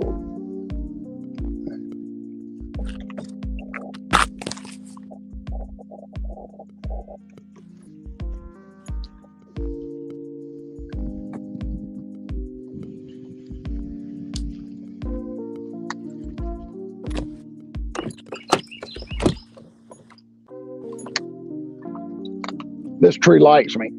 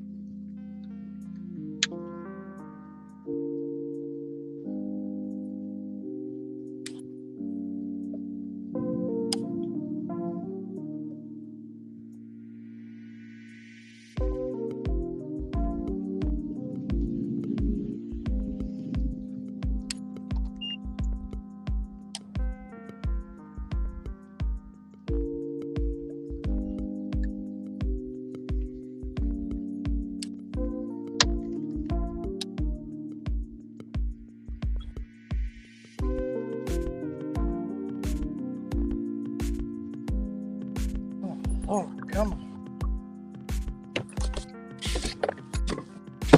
Anybody in here? Nice one. No, I'm just seeing if anybody. No. No, just me and you. All right.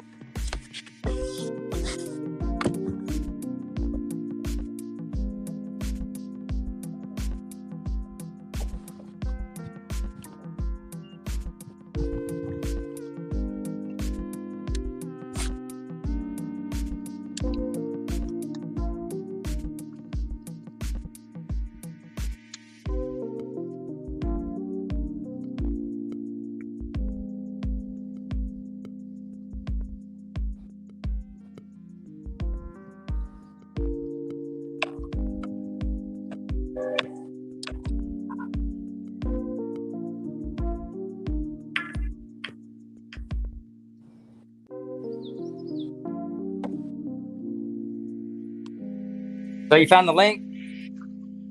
Say Do what? You found the link, Dan, What link? to get into this one? Yeah, the Kingfishers and Copperhead. Yeah. Okay. I mean, swamp donkeys. Yeah, Kingfishers and Copperheads. Yep.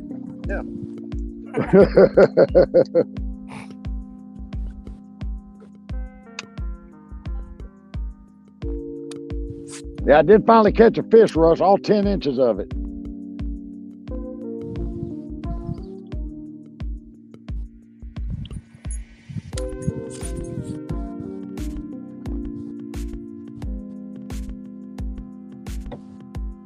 I haven't even looked at the score. I just know I haven't put any up.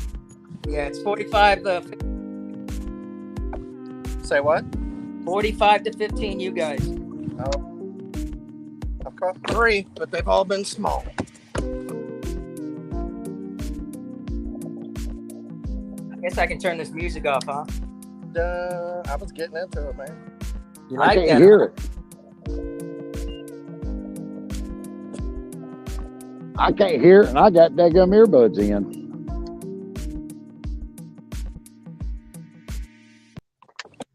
There we go. Here, we'll change the tune. Put some slow jam on. Wish they had some country music.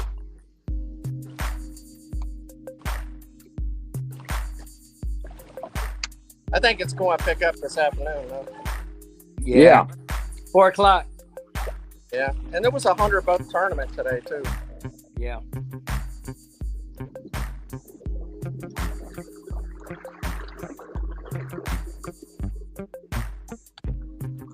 Yeah, Lance has got 2 fish, and then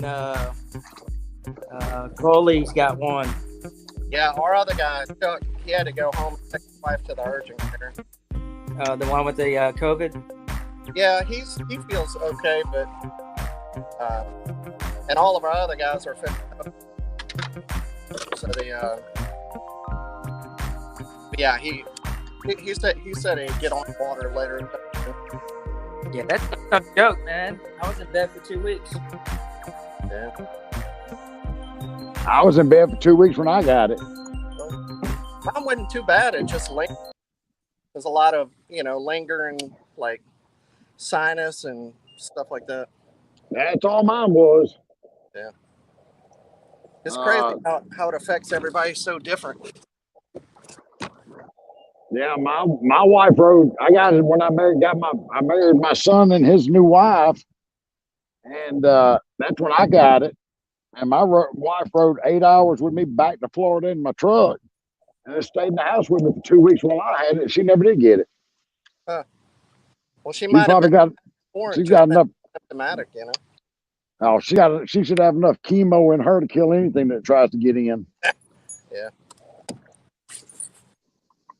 Well, it wouldn't be so bad for Chuck, but his baby's got it too, so that stinks. Not that really affects babies that bad, but still. You never want to see your little baby sick. No. My youngest baby's 28. I don't even want to see him sick. Yeah. Mine's 5. We all had it in January. We got it. My wife's aunt gave it to us at Christmas. Well, wasn't that just a gift that kept on giving? Yeah.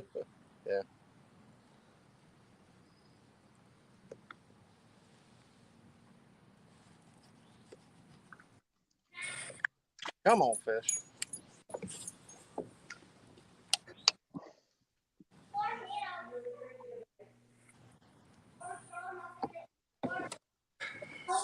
Come on.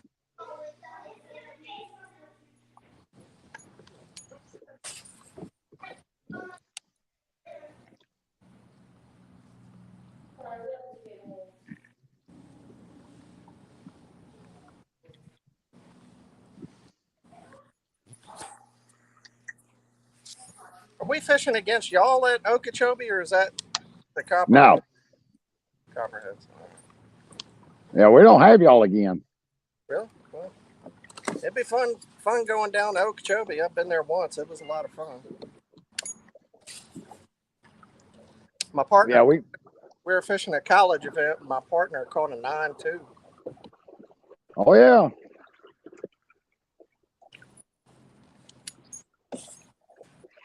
The second day of the tournament, the day he caught that, we would have had over 40 pounds if we would have caught everything that bit. I mean, we had so many come off. It was just crazy. But we were just in the right place at the right time. We were catching monsters, you know.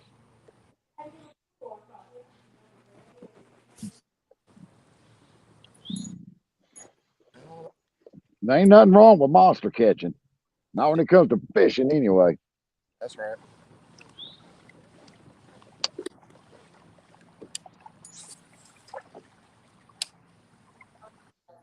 So I see we got 4 people online. Jimmy, is that you? Comment. Well, thank y'all for watching. Hopefully we can catch a fish here. Did you change the background? No, I hadn't touched anything. Oh, okay. Because I had a different background earlier. If I did, it was on accident. That's all right. I just cracked my cell phone, the front of it, and where the camera's at. That's why I probably look all cloudy.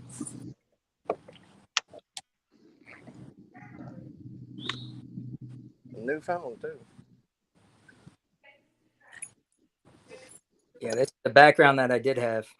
Well, Blake Knight is starting to send out invites, I guess, to come on the main show.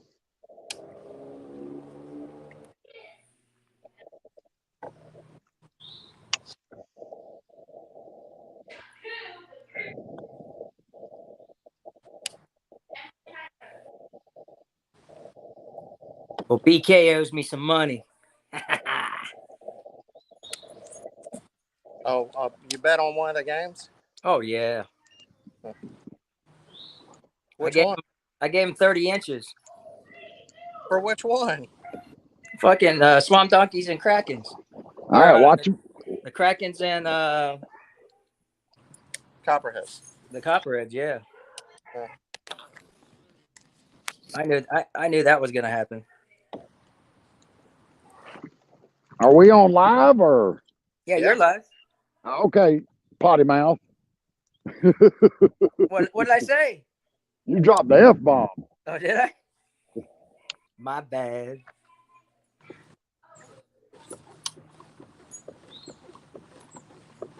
But yeah, I spotted him 30 inches with the krakens. Wow, you were that sure about it, huh? Oh yeah. They're just that good there? Copperheads, yeah. Then why did they put us on Okeechobee? Because they're just as good down there too. Yeah. So who put you on Okeechobee? Copperheads. Oh, did they? Oh, okay. I mean, they're good everywhere. I mean, a Florida Lake's a Florida Lake. Hey, who's on the live? So you got Daniel Perry, myself, and Bobby Moore. Can't say enough about this world-class fishery y'all put us on. Hey man, this is the jewel of the Coosa River. Yeah. The Coosa guys don't want to fish a good lake. Say what? Y'all don't want to go to Gunnersville and fish a good lake? I mean, Gunnersville, we all live so far, you know, Gunnersville's more than 2 hours from my house. Yeah, this place is. Where do you live at? Because I'm only 3 hours and I live in North Georgia. Hoover? Just south of Birmingham. Neely Henry is an hour.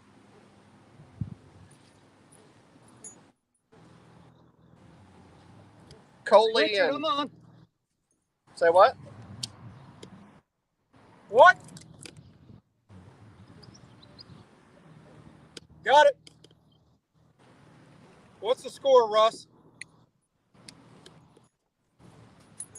45 to 15, plus whatever the quarter inches are. I just caught fast, lost a keeper, and I lost another one. Richard lost a keeper, but he's getting ready to submit one. So, I mean, we're pretty close. Staying in the fight. Staying in the fight. That fish.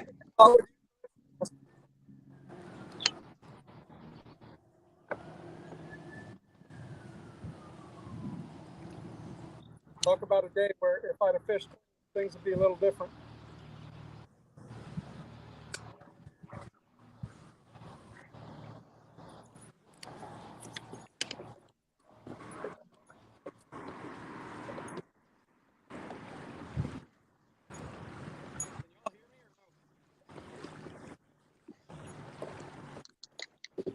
Can you guys hear me?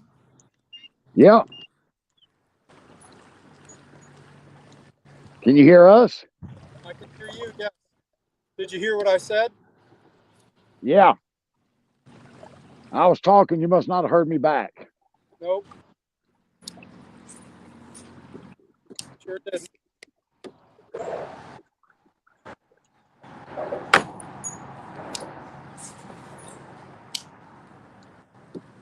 Oh, there's a lot of. Oh.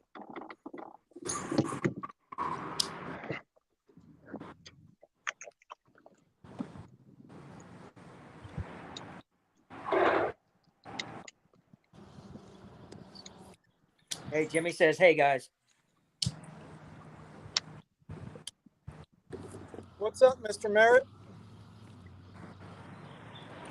All right, my friend. Hope y'all next week's shenanigans.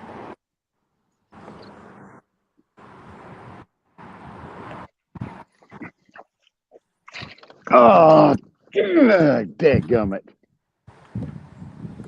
What I like to hear. You get on any, Bobby? Yeah, I just had one. He just spit it at the boat. Hey, And that would have been a keeper. pardon my French. You can bleep that out. That'll go 14.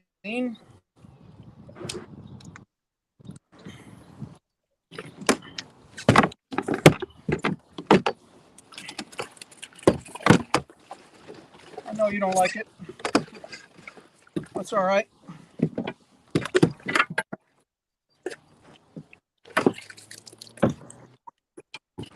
We have found him, Mr. Kennedy. Problem is filtering through the dinks. Yeah. I'll go for a second. I'm going to stay on and see if I can't grab this photo while I'm still on. But you know, Well, I know where Daniel's fishing right now.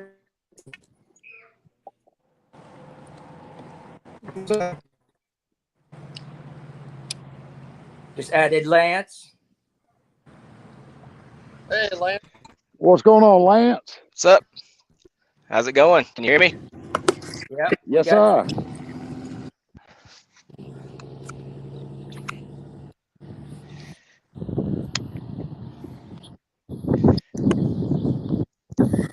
Lance leading the house with 2 fish.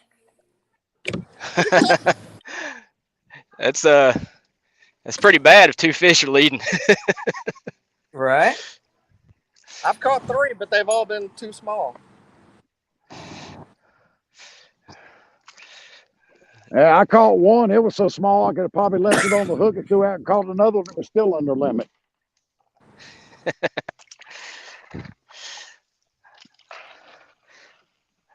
Sorry, I ain't quite got to my good spot.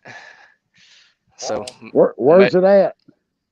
I didn't know there were any good spots on this lake.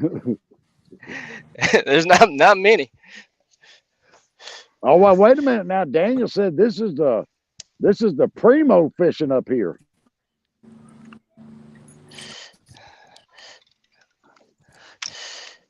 There's some good place. Good.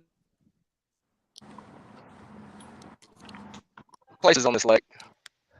Russ, tell me if fish shows up, please. Yeah. My phone is so dark I can't even.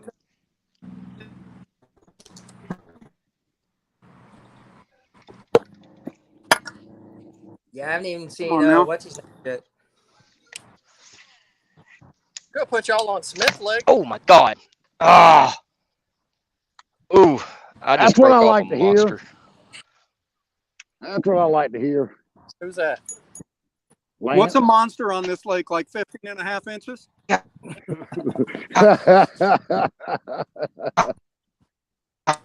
Last year we averaged over 180. I don't know.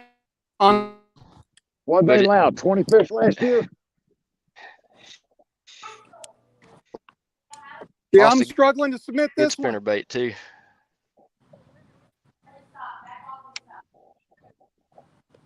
Oh, dadgum you. We got a rafter also.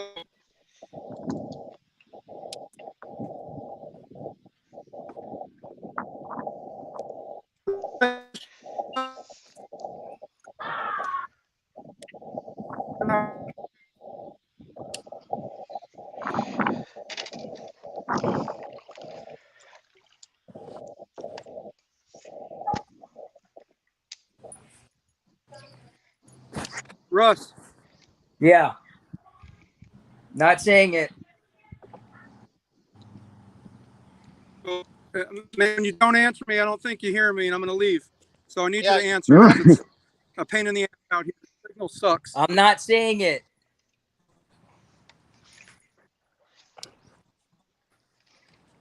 Has he left? Can you guys hear me? Yeah. Yep. Oh, okay. Yes. Yeah, I haven't seen it yet. Well, there she is. Yeah, the only one I've seen is still your first one. Yeah. I haven't even seen Charles Richards yet either. Either one right now. It's just sitting here.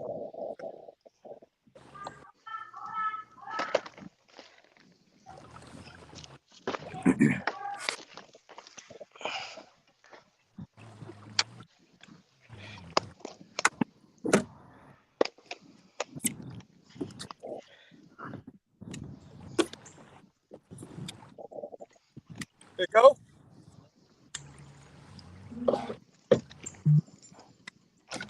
No. Let me try something else.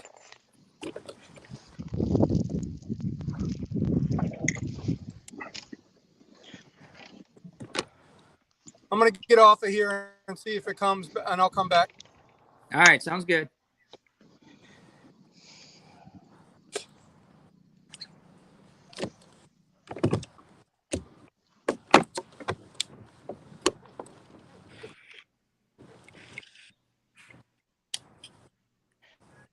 What day did y'all get here? I got here at 1 o'clock, 2 o'clock yesterday afternoon. Oh, okay. Half the guys got here Wednesday.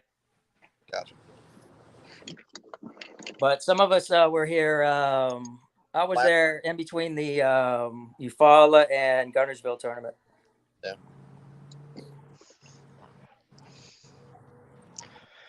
Which there wasn't grass then.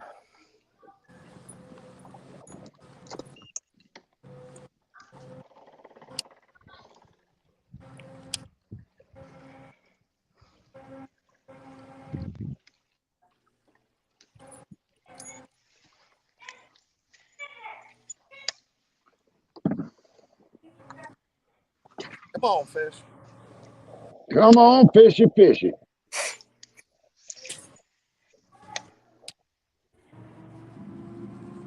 So how long you been fishing there, Daniel?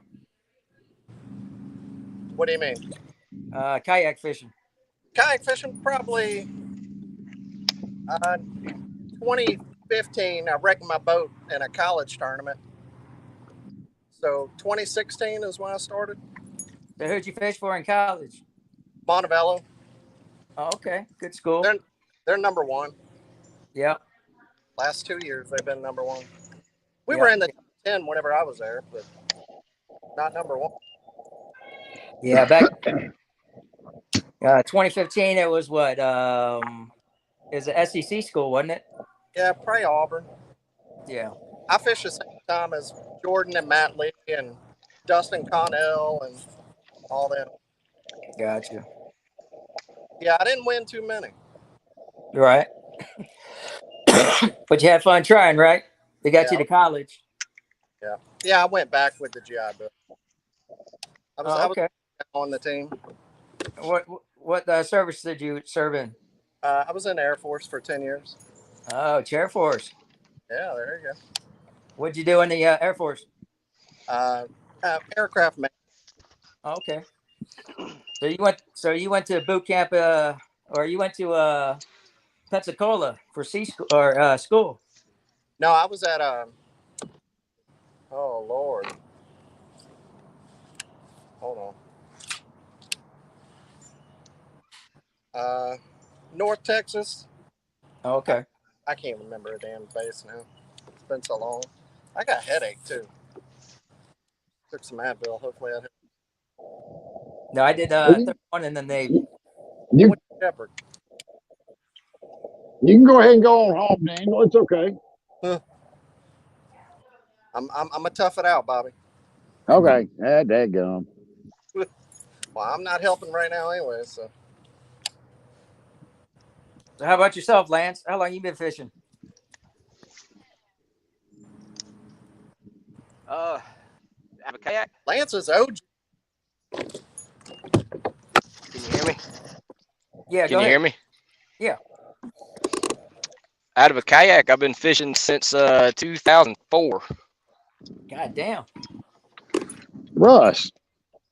He used to fish he was the angler of the year for Drew Gregory's Old Trail River Bass, and whenever that was going. Really? That's awesome. Lance, Yeah, I got a River Bass and Angler of the Year in 2010 and 2015, so I've been at it a while. Gotcha. Well, that's awesome.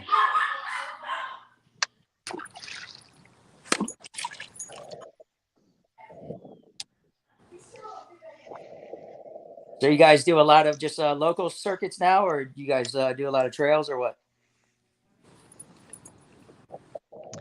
I fish. I did Hobie a lot last year, but Yeah, kind of keeping it local this year. Yeah. yeah, we did. Most of us did the KFL last year, and then me and Lance we out of Birmingham. I like last year and this year. I'll probably fish 2 nationals. Yeah. See, I don't know about the national this year.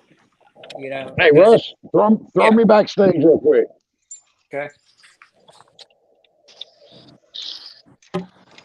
Yeah, I don't know about going to nationals this year due to the fact that it's on. Where's that lake? Kentucky or Kentucky Lake? Oh, well, I just meant like national trails. What? It's just tough to have that much vacation. Oh.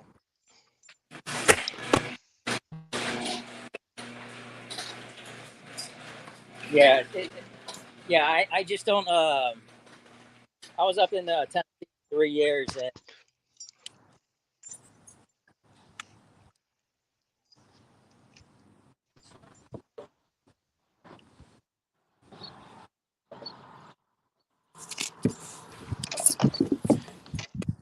did you get that? Hey, my audio's cutting in and out. I must have bad service, but if y'all say something to me, you might have to repeat it. No, you have good service. I can hear you. I couldn't hear him. Yeah, it was me. But no, when I was up in Tennessee for 3 years, I fished Kentucky Lake, and it's gone down so much it's not even worth going out there. You know. It was pretty cool, actually. But it was the cable. But you guys gonna do the Percy Priest this month? No.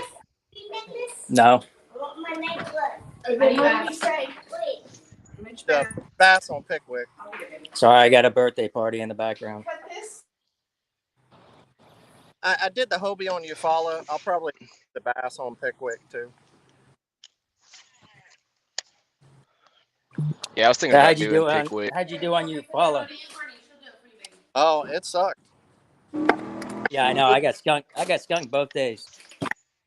Yeah. My pre-fishing was great. I caught a 20-incher, and after that, There he is. He's not gonna measure. This is a flip one here. You built a dinosaur, see? Oh, that's cool. So I gotta build this game. Judy, look, this is lava. Look at the snow. Dink. Green, who's on from Coosa? Dan and who else? Lance. Dan and Lance. Y'all fished KFL last year too? Yeah. On the Alabama Hammer.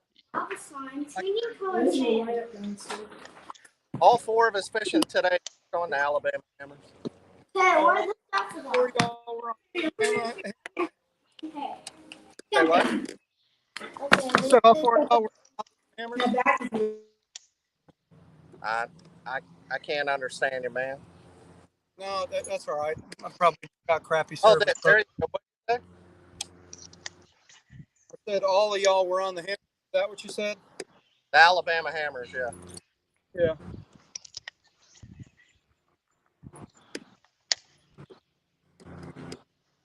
You guys, the guy that was sick, everybody feeling good? One more time, man. I was telling Russ on an earlier live, it's a shame that we couldn't get together this week. Yeah.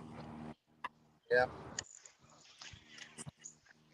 That's kind of the part that I was looking forward to most, just meeting new people. It's tough because two of us are an hour away, you know? Yeah. No, man, I get Yeah. Never enough time. Yeah, I live like an hour and a half away from this lake, so tough to get up here. I ran into a boat ramp yesterday, bass boat, and he said, "Man, I live 25 minutes from this. Is taking 3 years."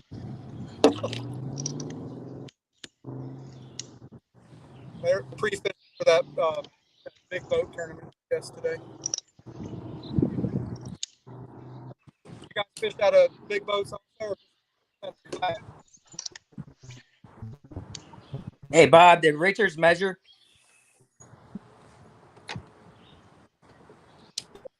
Bob, did Richards measure?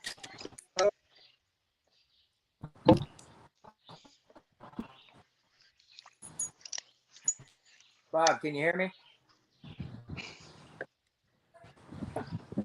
Yeah.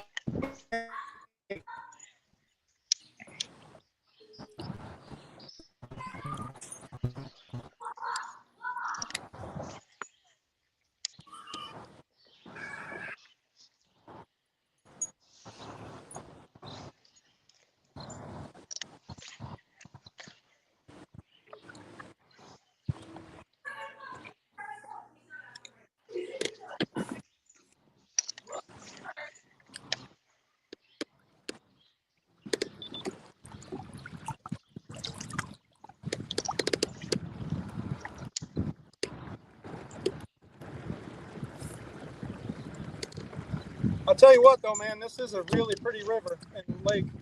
There's a hell of a lot of scenery up here. We don't get that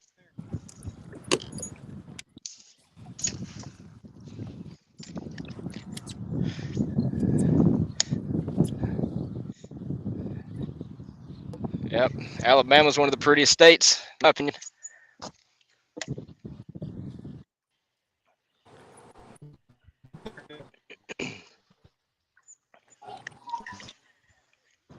Just to give you guys a heads up, you guys are live. things. I'll take both of them.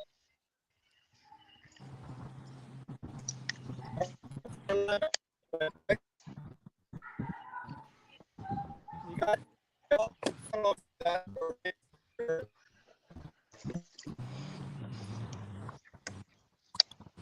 Whoever's talking, you're pretty bad. That's Bob.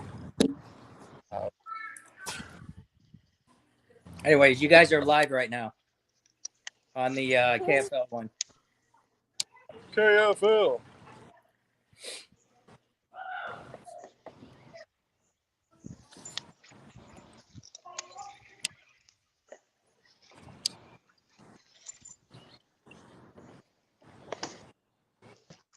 Come on, fish.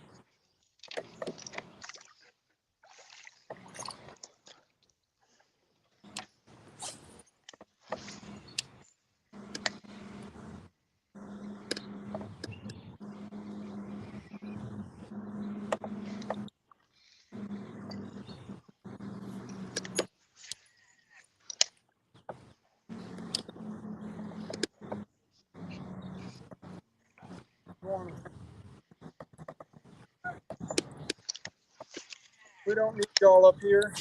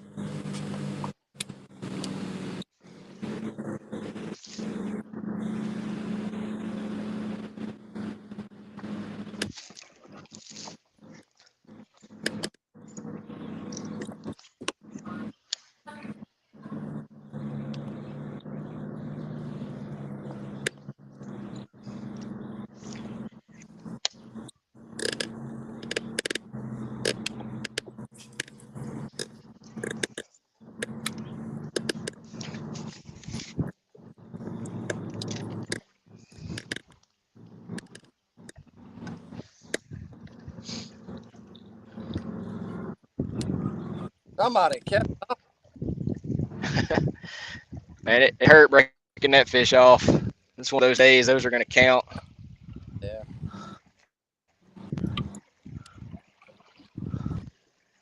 Y'all getting a lot of bites up there? No. A lot of bites. No, I'm just curious if you're getting bites, just short fish, or what are y'all experiencing?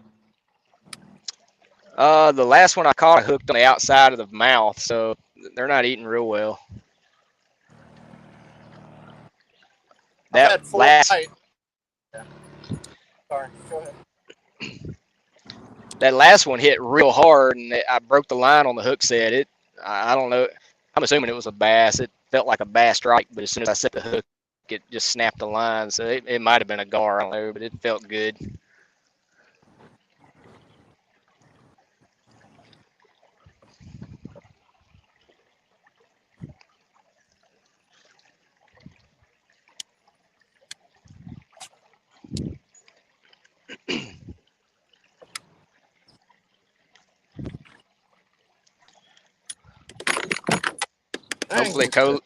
Hopefully, Coley's hitching them.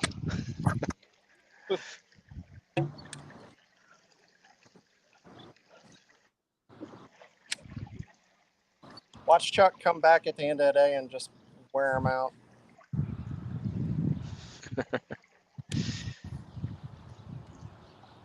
It only took me an hour to do this. Why'd y'all fish all day?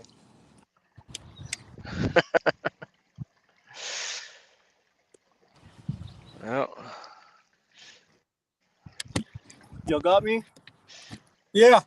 All right, let me fix the angle a little bit. You get that fish loaded? Yeah, I did. Finally. Been wasting a bunch of time.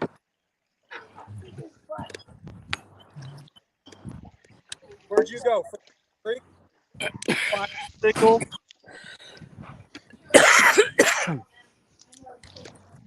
Went to town.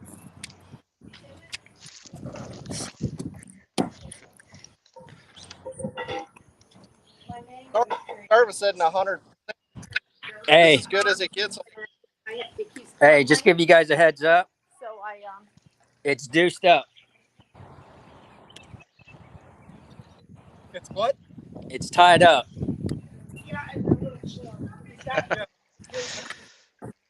You guys are all tied up. Well, Two fish against two fish, huh? No, three fish against three fish. 3 fish against 3 fish. All right. Yeah. Now let me see what the kicker is.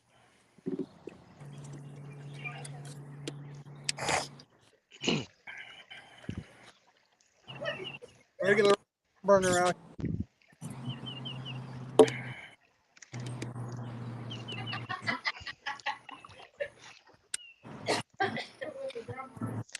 Oh. I'll leave it at that.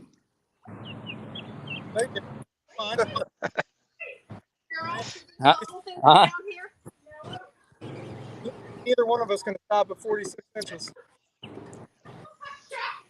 So right now they lead us by the kicker, by McGowan. That's my boy. Oh, Coley post something? What's that? Coco. I said Coley posted something? Yeah, he's got a 16 3/4. Coco. All right. So we're all tied up, and like I said, Cody's got the Coley's got the 16.75, and then Richard follows with the 16. Come on, go in. And then Bob follows with the 15.75 or something. Bob.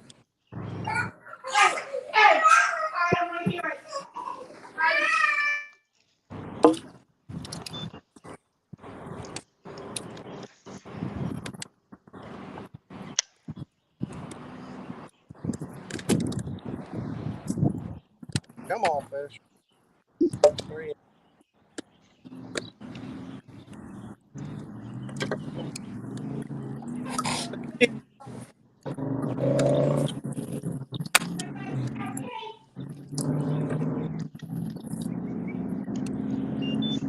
But the big bite hasn't even happened yet.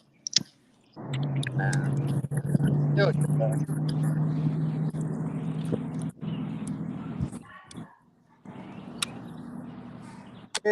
It'll give.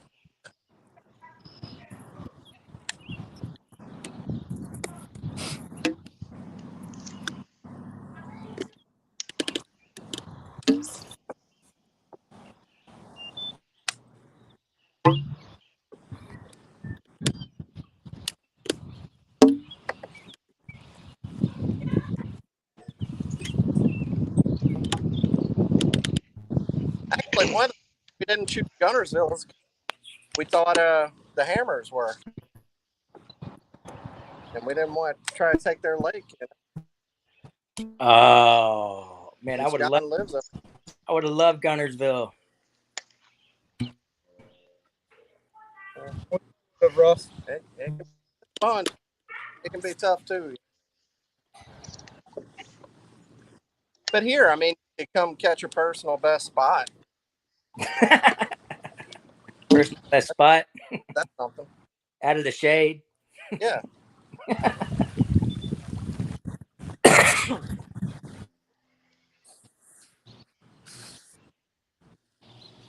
can catch a 6-pound spot here.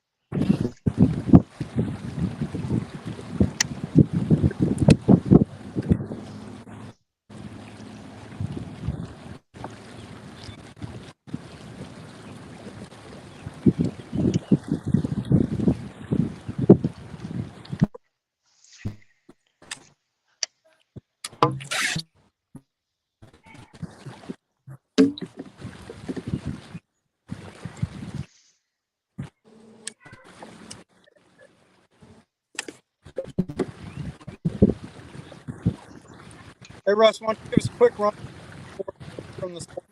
Because we broke up. What's that? Just the scores from the game. Who won? Who played and who won? Want to run down of the scores? I didn't hear when you said earlier. Okay. All right. I'll give you a rundown.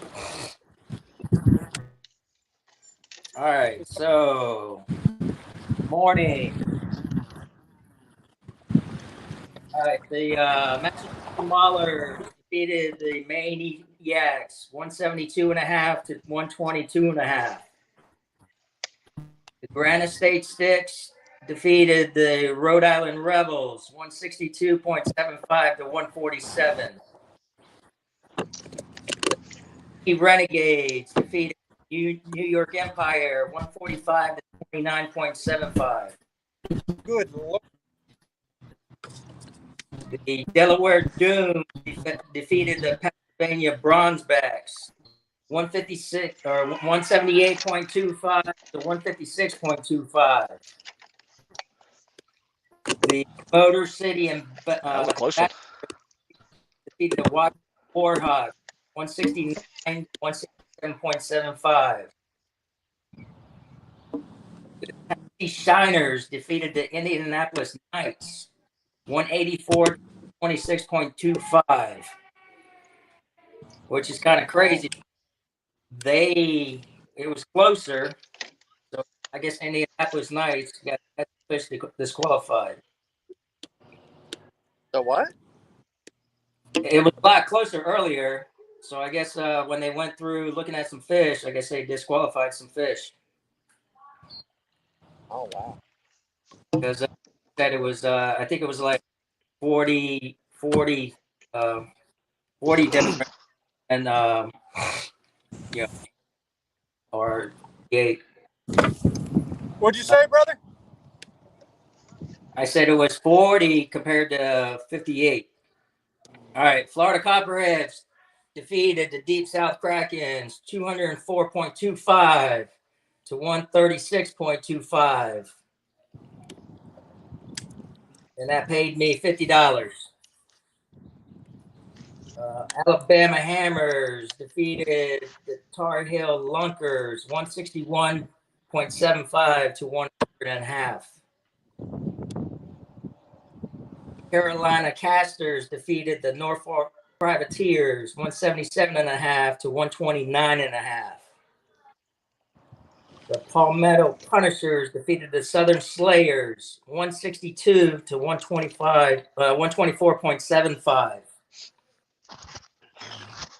And the Lone Star Bandits pulled out at the end 72.25 to 66.25. Boo. Oh, wow. Well, yeah, That was a crappy day. Yeah. Were they in Texas for that game? No, they were in Louisiana. Where were they? Up at Cadover? No, right on the east side of I think they were on Lake Bruin, one of the Mississippi River oxbows. Yep.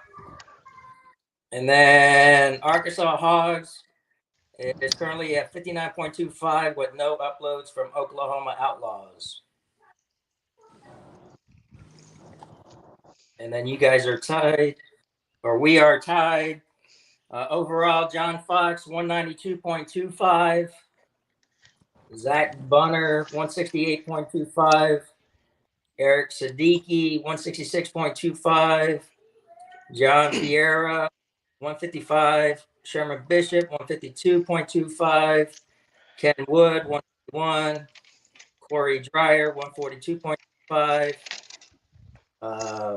Mark McComb, 130.75. Josh Stewart at 117. And finalizing the top 10, Francie Meidowitz at 108.5.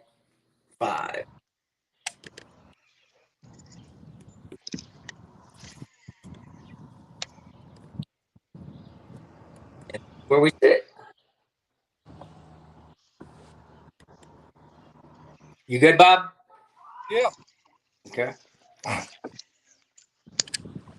can't believe the score of that Texas or the Lone Star Bait. Yeah, like I said, that came in right at the end. I was shocked because I thought it was over with, but I guess within that 1 hour time period, I guess they had an opportunity to upload. Because they were down by what, 40? By a lot.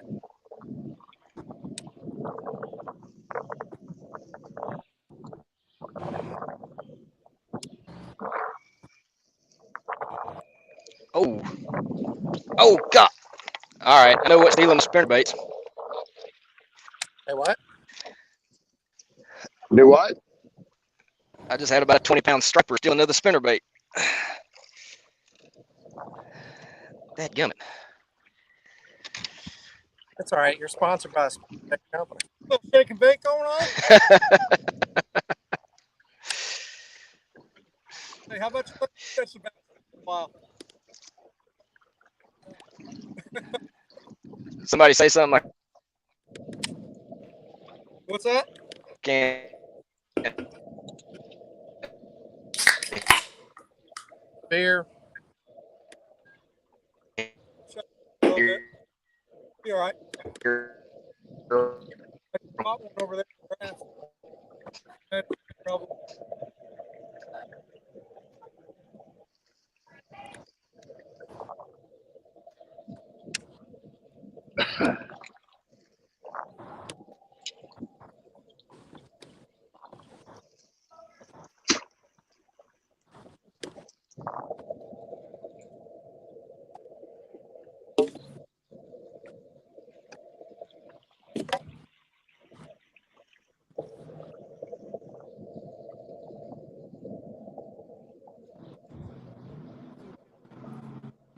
Boom.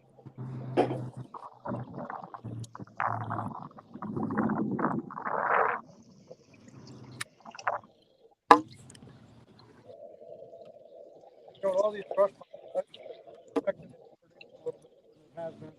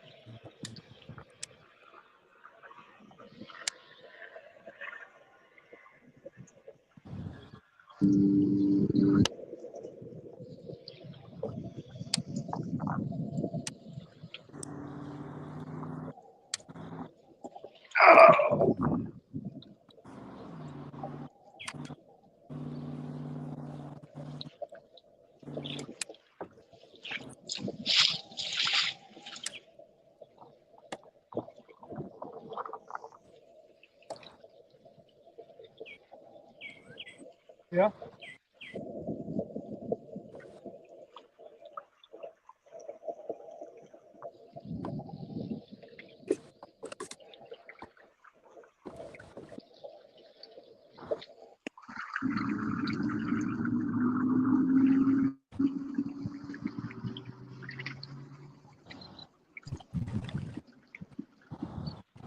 Go.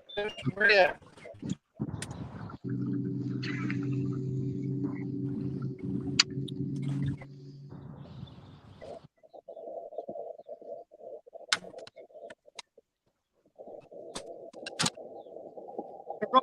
Bobby or Greg? Russ? Guess he can't hear me.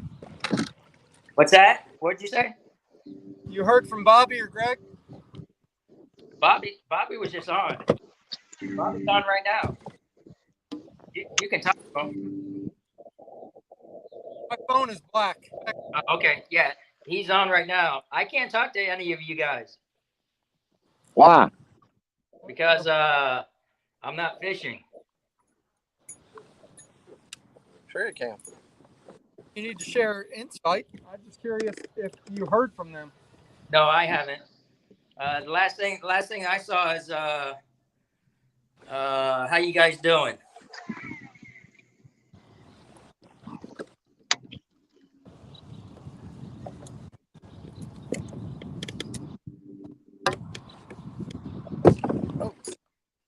Stump.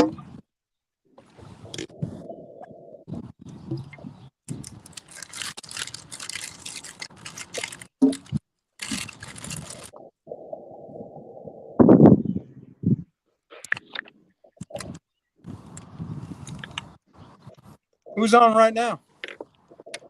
Got Daniel, myself, Bobby, and yourself.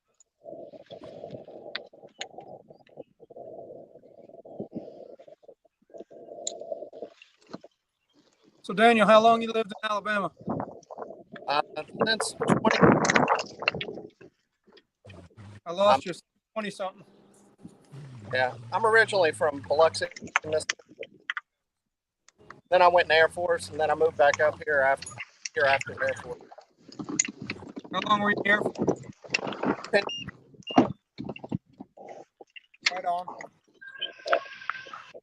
Richard guy, veteran. Russ guy on the also a Navy veteran, and I'm an Army veteran. So kind of cool to vets out here. Oh, where are you going? We're all broke up. You know, Dan, one thing I think y'all need more of on this lake is freaking party barges.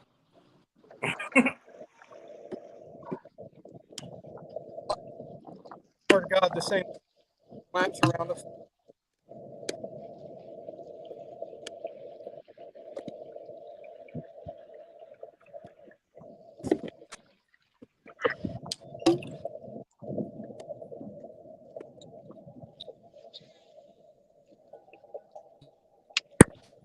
All right, Richard. What's that? The Richard should be in. Ladies and gentlemen, Richard Mike. Hold your questions to the end of the broadcast, please.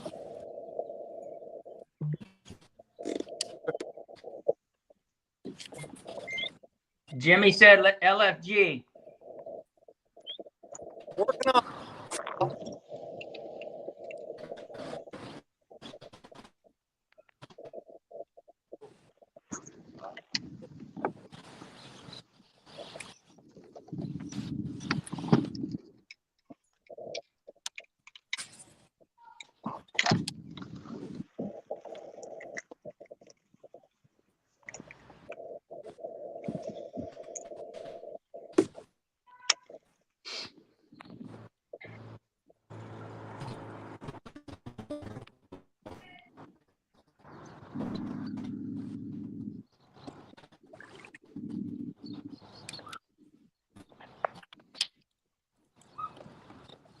Robert says y'all can do it. Get that W.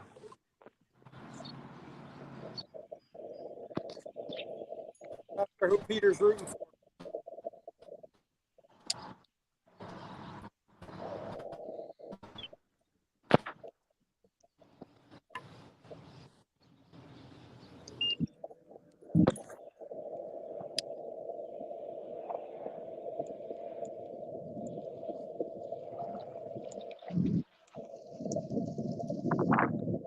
All right, last one.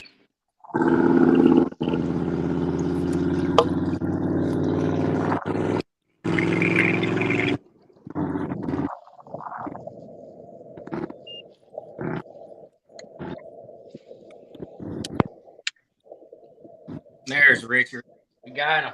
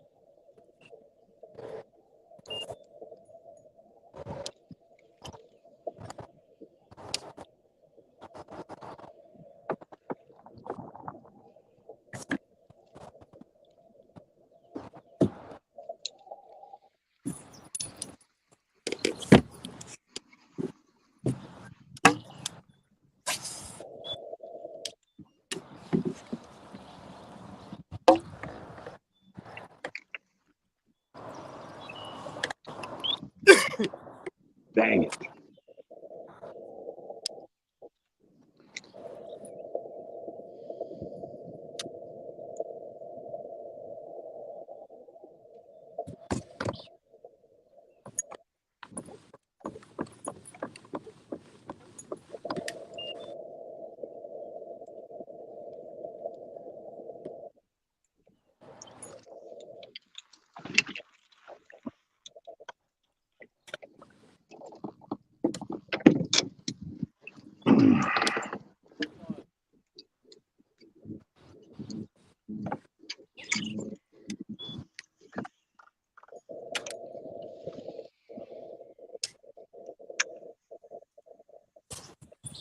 Yeah, I don't think Greg has a signal.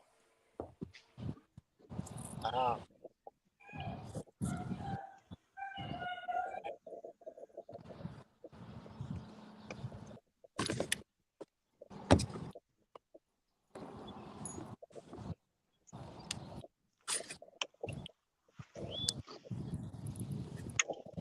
Got a backlash.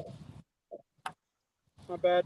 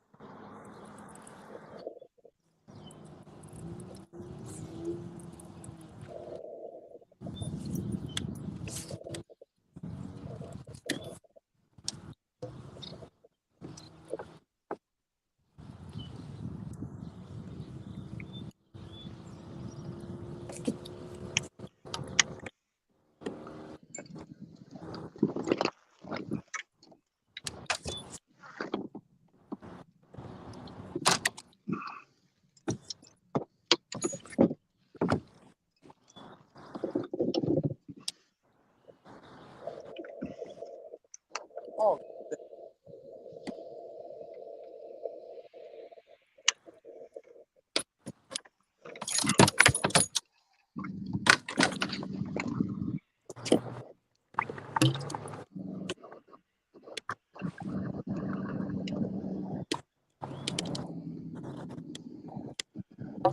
that guy just go over the bridge the other way.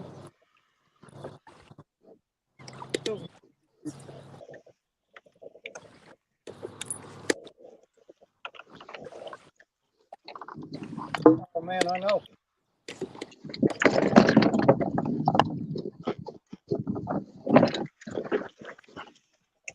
All right, just heard from Greg. He's good to go right now. He's just having signal issues. What's that? Greg's having signal issues. He hasn't caught anything though. Roger. He's gonna try to get back online.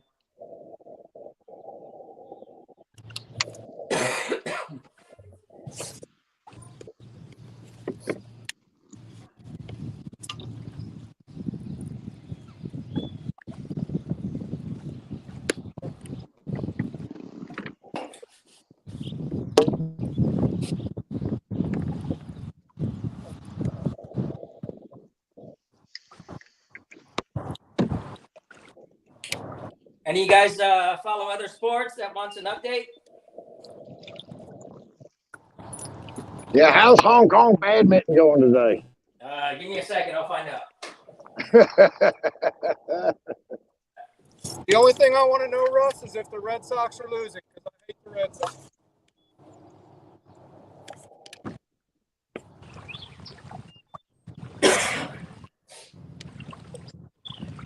Because I know Florida State's not playing until later tonight in baseball.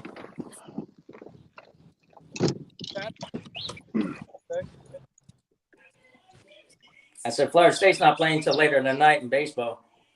Oh.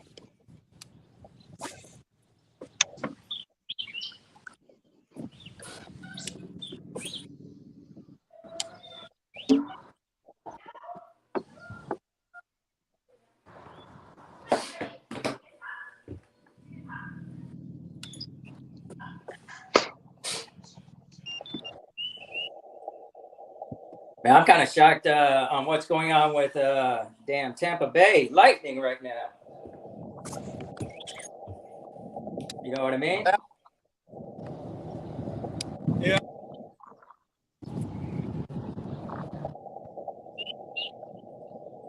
Where are they playing? The Avalanche? What's that?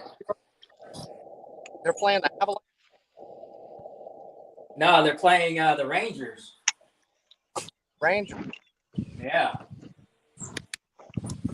Yeah, the Rangers came back and beat Carolina. I didn't think that was going to. Yeah.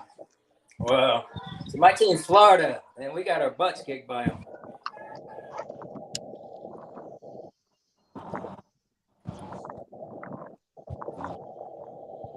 Yeah, I can't play hockey.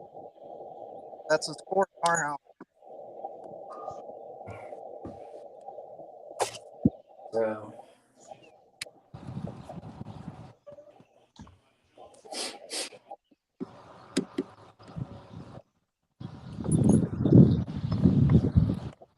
All right, let's see how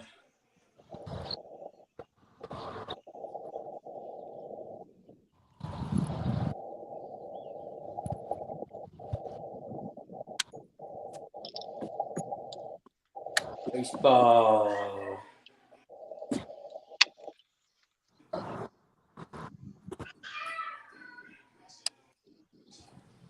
All right, Boston's winning 1-0, top of the third.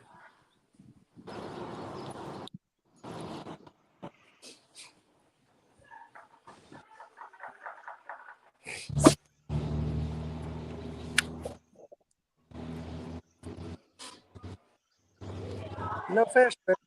Good back here. Never been here.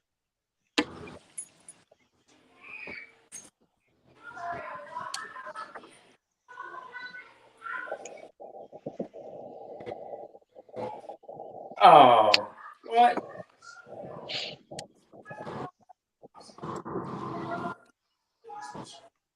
Really? Were you guys sandbagging? Whoa. Huh? Who? Gusa. Why? Well, they're at 176 now. Well, that was Coley. He must not have any service. That's why he's not on here. Yep, it sure is. Yeah.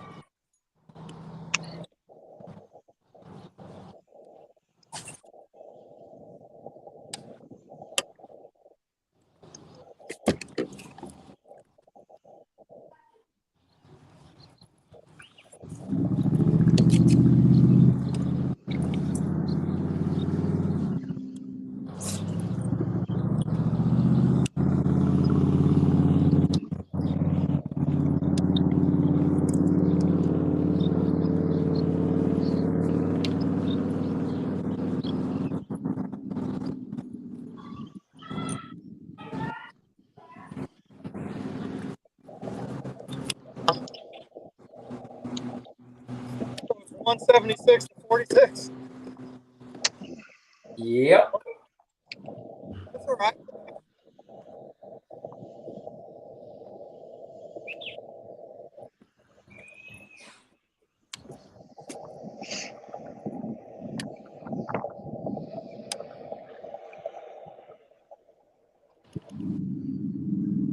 Hear that?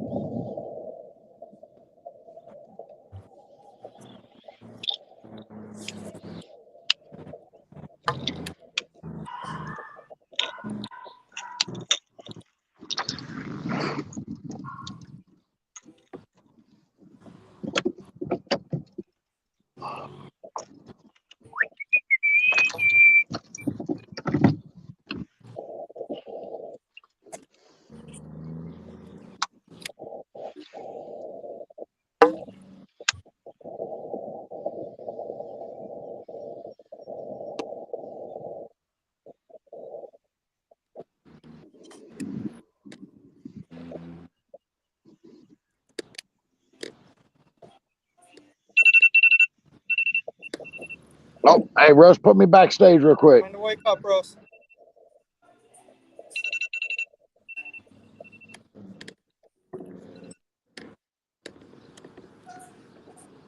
What did they get off?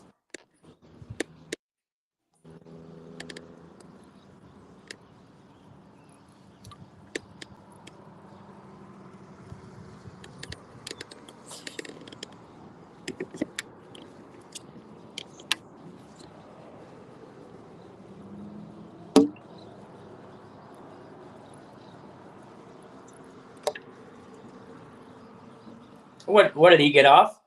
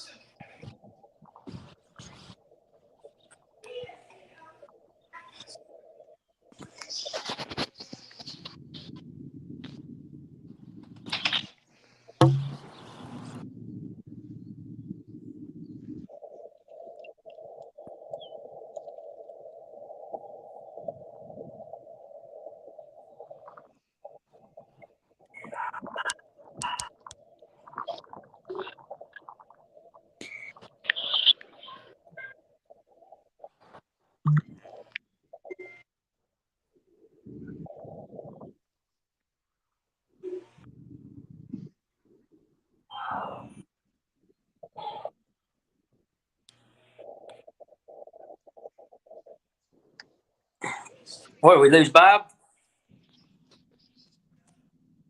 Oh, you got me back on again? Well, yeah. Okay. Well, give me a heads up. Well, if I see you pop up, I'm gonna bring you back. You want to go back? No, I'm good.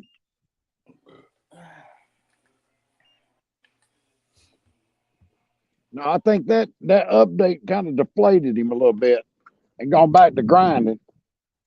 Yeah, that was crazy. They said he's the man on this lake, though.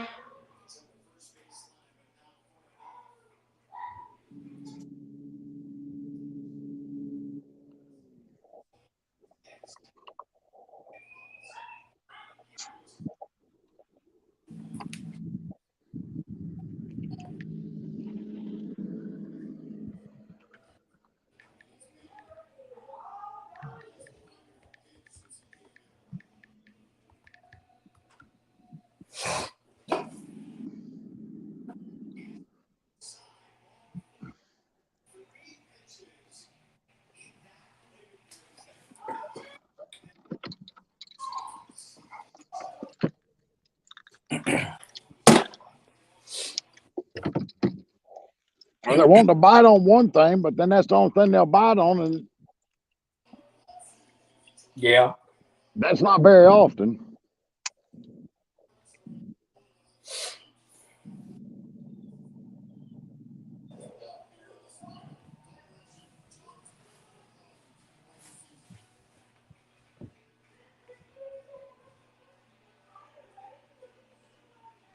Well, it's still early.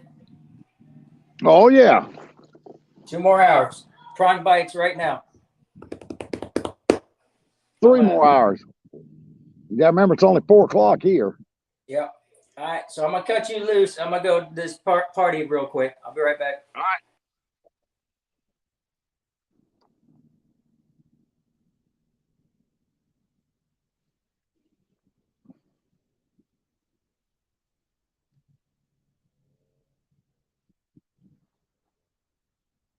So he left me on.